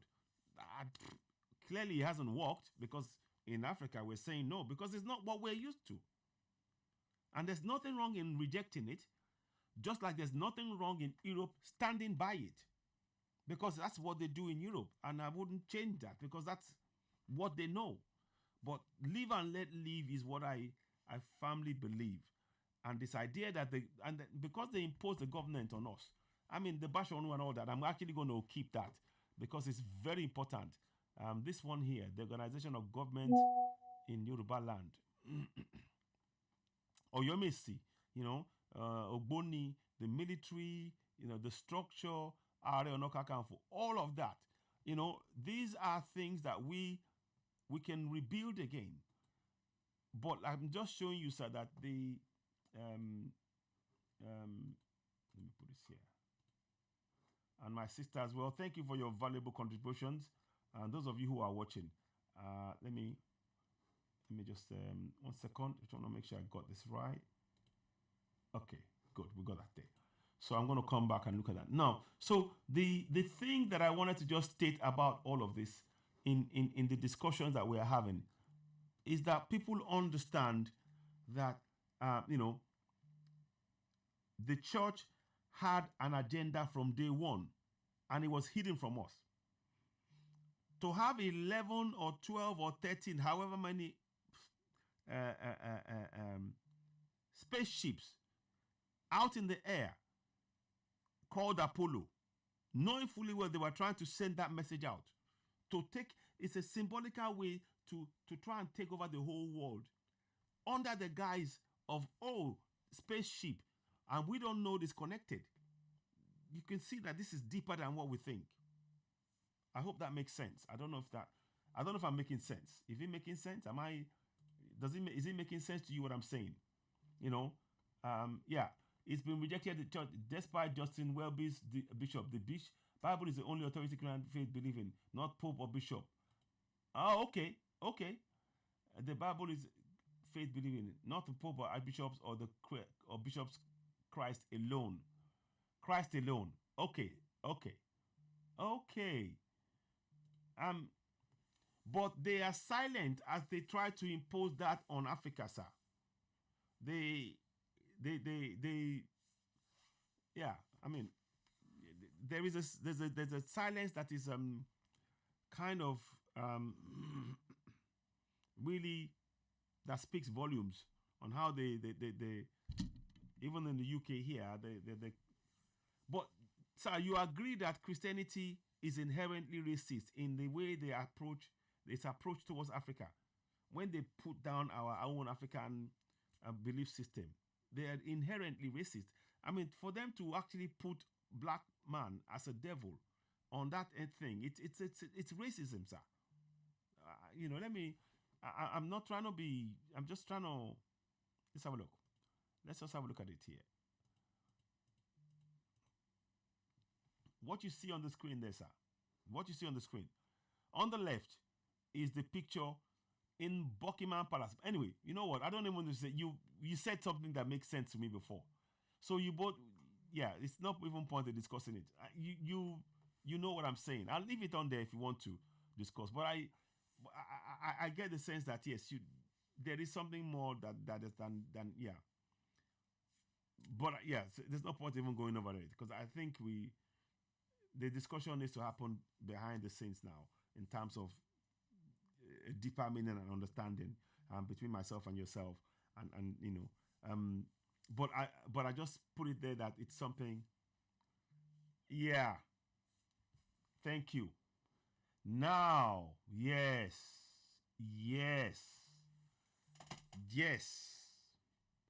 indeed. Yes, that is indeed the fact, sir. That is, I am inclined to agree with that assessment right there. Freemasons using the church structures invaded Africa and are still there making vast money. So the question is what we do. Indeed. Yes. Wow. No. I'm really.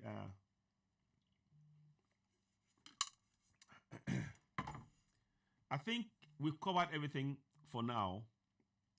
I think it's about 4 hours long, maybe even more now. I think it's about 12 I started doing this, so it's 4 now. I want to thank everybody for your contributions. And I am so glad that myself and my Egbon, Rotimi Bajala, we've been going back and forth online on comments and things. And and today, for the first time, we had a connection that's making sense. That's the last comment here for me is very important. The last comment I see on the broadcast here tells me more than I had previously gleaned, and I want to thank you for that. Very valuable comment. I'm taking a screenshot of it because I don't want to forget it. I want it to inform the next time we have a discussion, because that was my sense on things. The Freemasons, using the church structure, invaded Africa and are still making vast money. That covers everything. Thank you. Again, I agree with you. Again, I agree with you there. Isn't that interesting? I agree with you. Only if we love ourselves. And that's why I talk about, I'm very, very strong on community-based benefit. I'm focused on our communities collectively looking at the collective benefit. Things like infrastructure, i.e. water, light, road. The benefit we will get to improve our community. What the common good is what I'm looking at, rather than this individualistic thinking. That is actually the undertone of this Freemasonic church lie that is infested our communities in Africa, and even the religion of Islam is another one fine mess as well. So yeah, yeah. Wow, there's a lot of things that I wasn't expecting that happened tonight. I'm really quite this is quite interesting. There are things that make sense here. But of course, what we need is many of you will see me. I'm going to quickly bring in another side of things in terms of this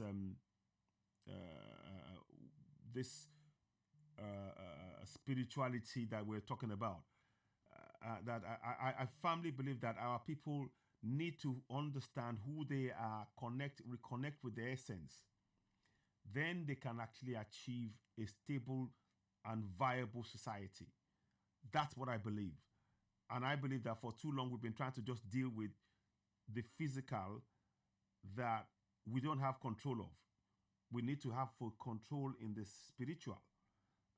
That way we can now fix the physical. We've been trying to focus, but it's about spiritual and connecting and all of that, So we fail collective love if our hospitals are empty. Thank you. That's wickedness. Wow.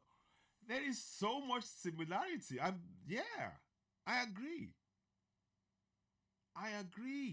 We fail with collective love if our hospitals are empty and governors prefer to die in Europe. Yeah, our Governor Akeredolu, that is wickedness. It is. And it's not only wickedness to us, the people, it's wickedness to themselves. Imagine him having to fly his dead body all the way back home. His wife didn't even go with him. So he died alone. So he was wicked not only to the people, but to himself. That's a hard lesson. He was wicked to himself. May his soul rest in peace. I mean, I don't hold ill will against him, and what message? So other people, the governors and people, they die, Toko, him, how many countless people have died abroad? It beggars belief, this thinking. This brainwashed, I'm sorry to say it, it is brainwashed. There was a time when Saudi Arabia was coming to Nigeria to get medical treatment. Why can't we have that? I have every single belief that we will get that back. That we will be the hub where, as I speak to you now, I'm sure you know, in the UK here, the hospitals, they are all Nigerians. The nurses, not all, majority are Nigerians. The nurses, the doctors. And we need them back home. We need them back home. Listen, I am grateful for this discussion. Please, let's be in touch, sir. I really, really want us to be in touch. and let's just have discussions, because I think there's a more I can see something much more behind this now. It's a much clearer picture of what the discussion has been about. Yeah. Aha, thank you. Thank you. I agree. Again.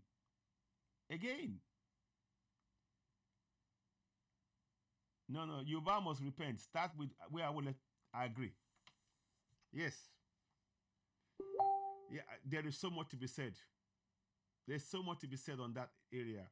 I'm having discussions with one or two people, about this Odua investment, and see how this can be kickstarted, and things, and yeah. Wow.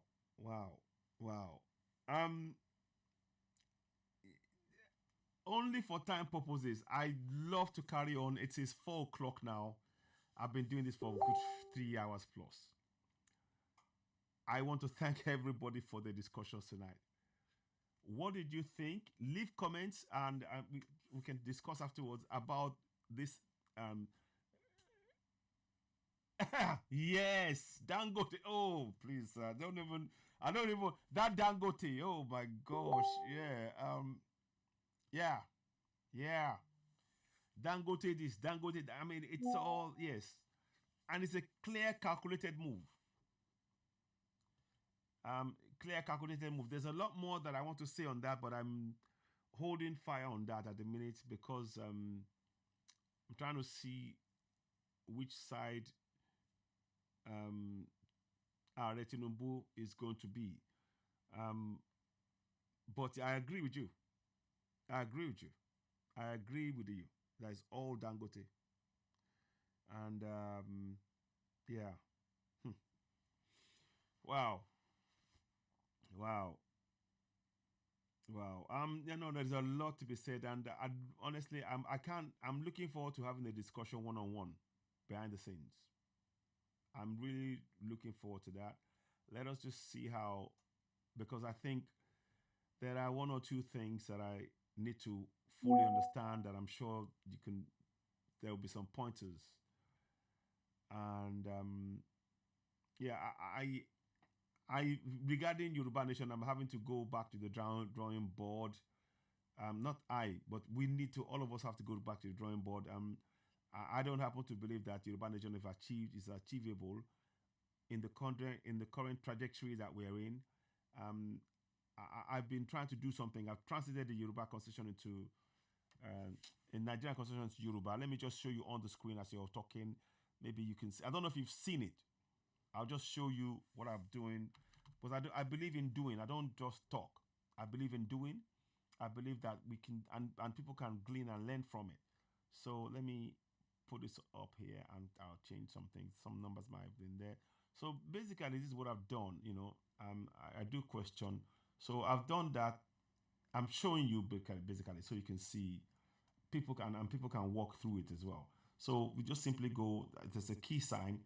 A will fee, go into the will fee, and you can see the constitution in Yoruba, to try and help us, because we need that in our community. I believe that this has got to go into our communities and empower people to hold their governors to account, because ultimately I firmly believe that it is by going for self-determination via referendum that we can really take control. That's what I believe.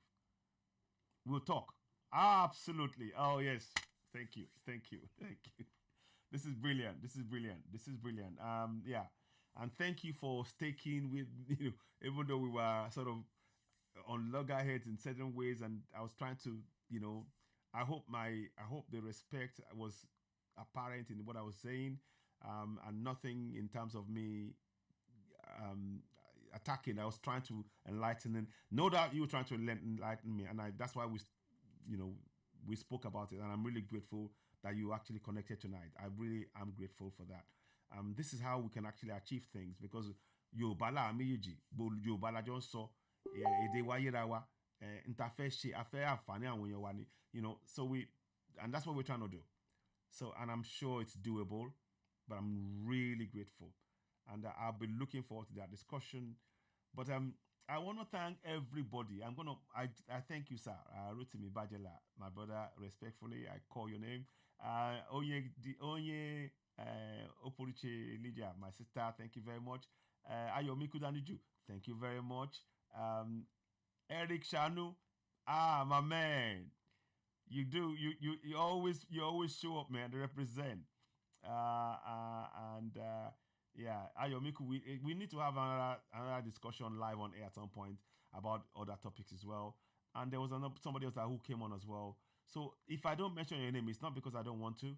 It's just because sometimes the message goes and I'm not able to see it or follow it. But what I'm hoping that, please let us share this discussion, this broadcast, awaken our people. Leave comments. Let's hear from you, because that's the only way we can really go forward. And it is our responsibility. Europe will only do what is going to benefit Europe. Let's just be very clear.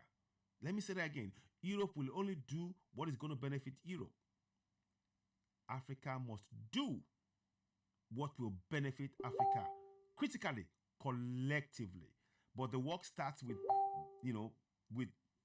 the giants like Yoruba land and others to lead the way, to be the leading light in bringing Africa getting Africa off its knees.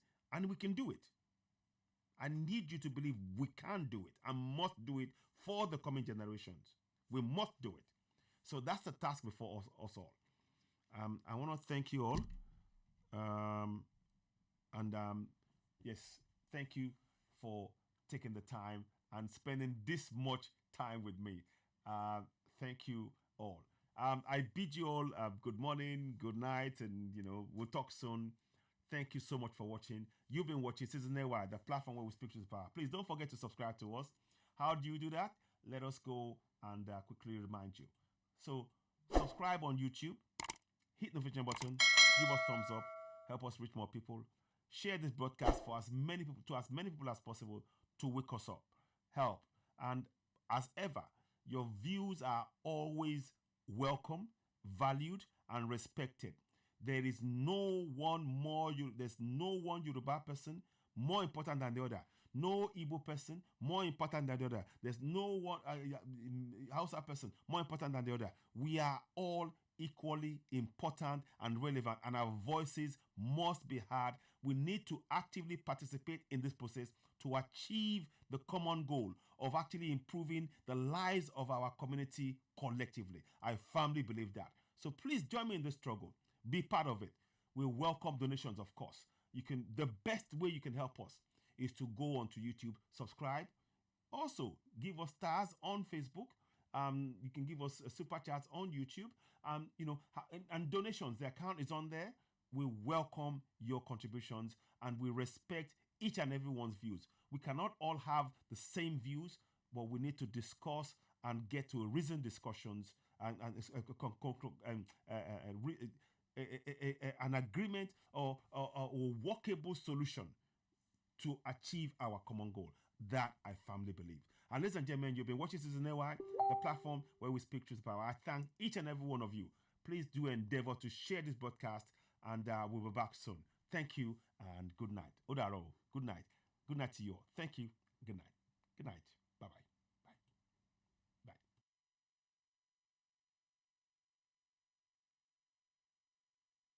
Bye.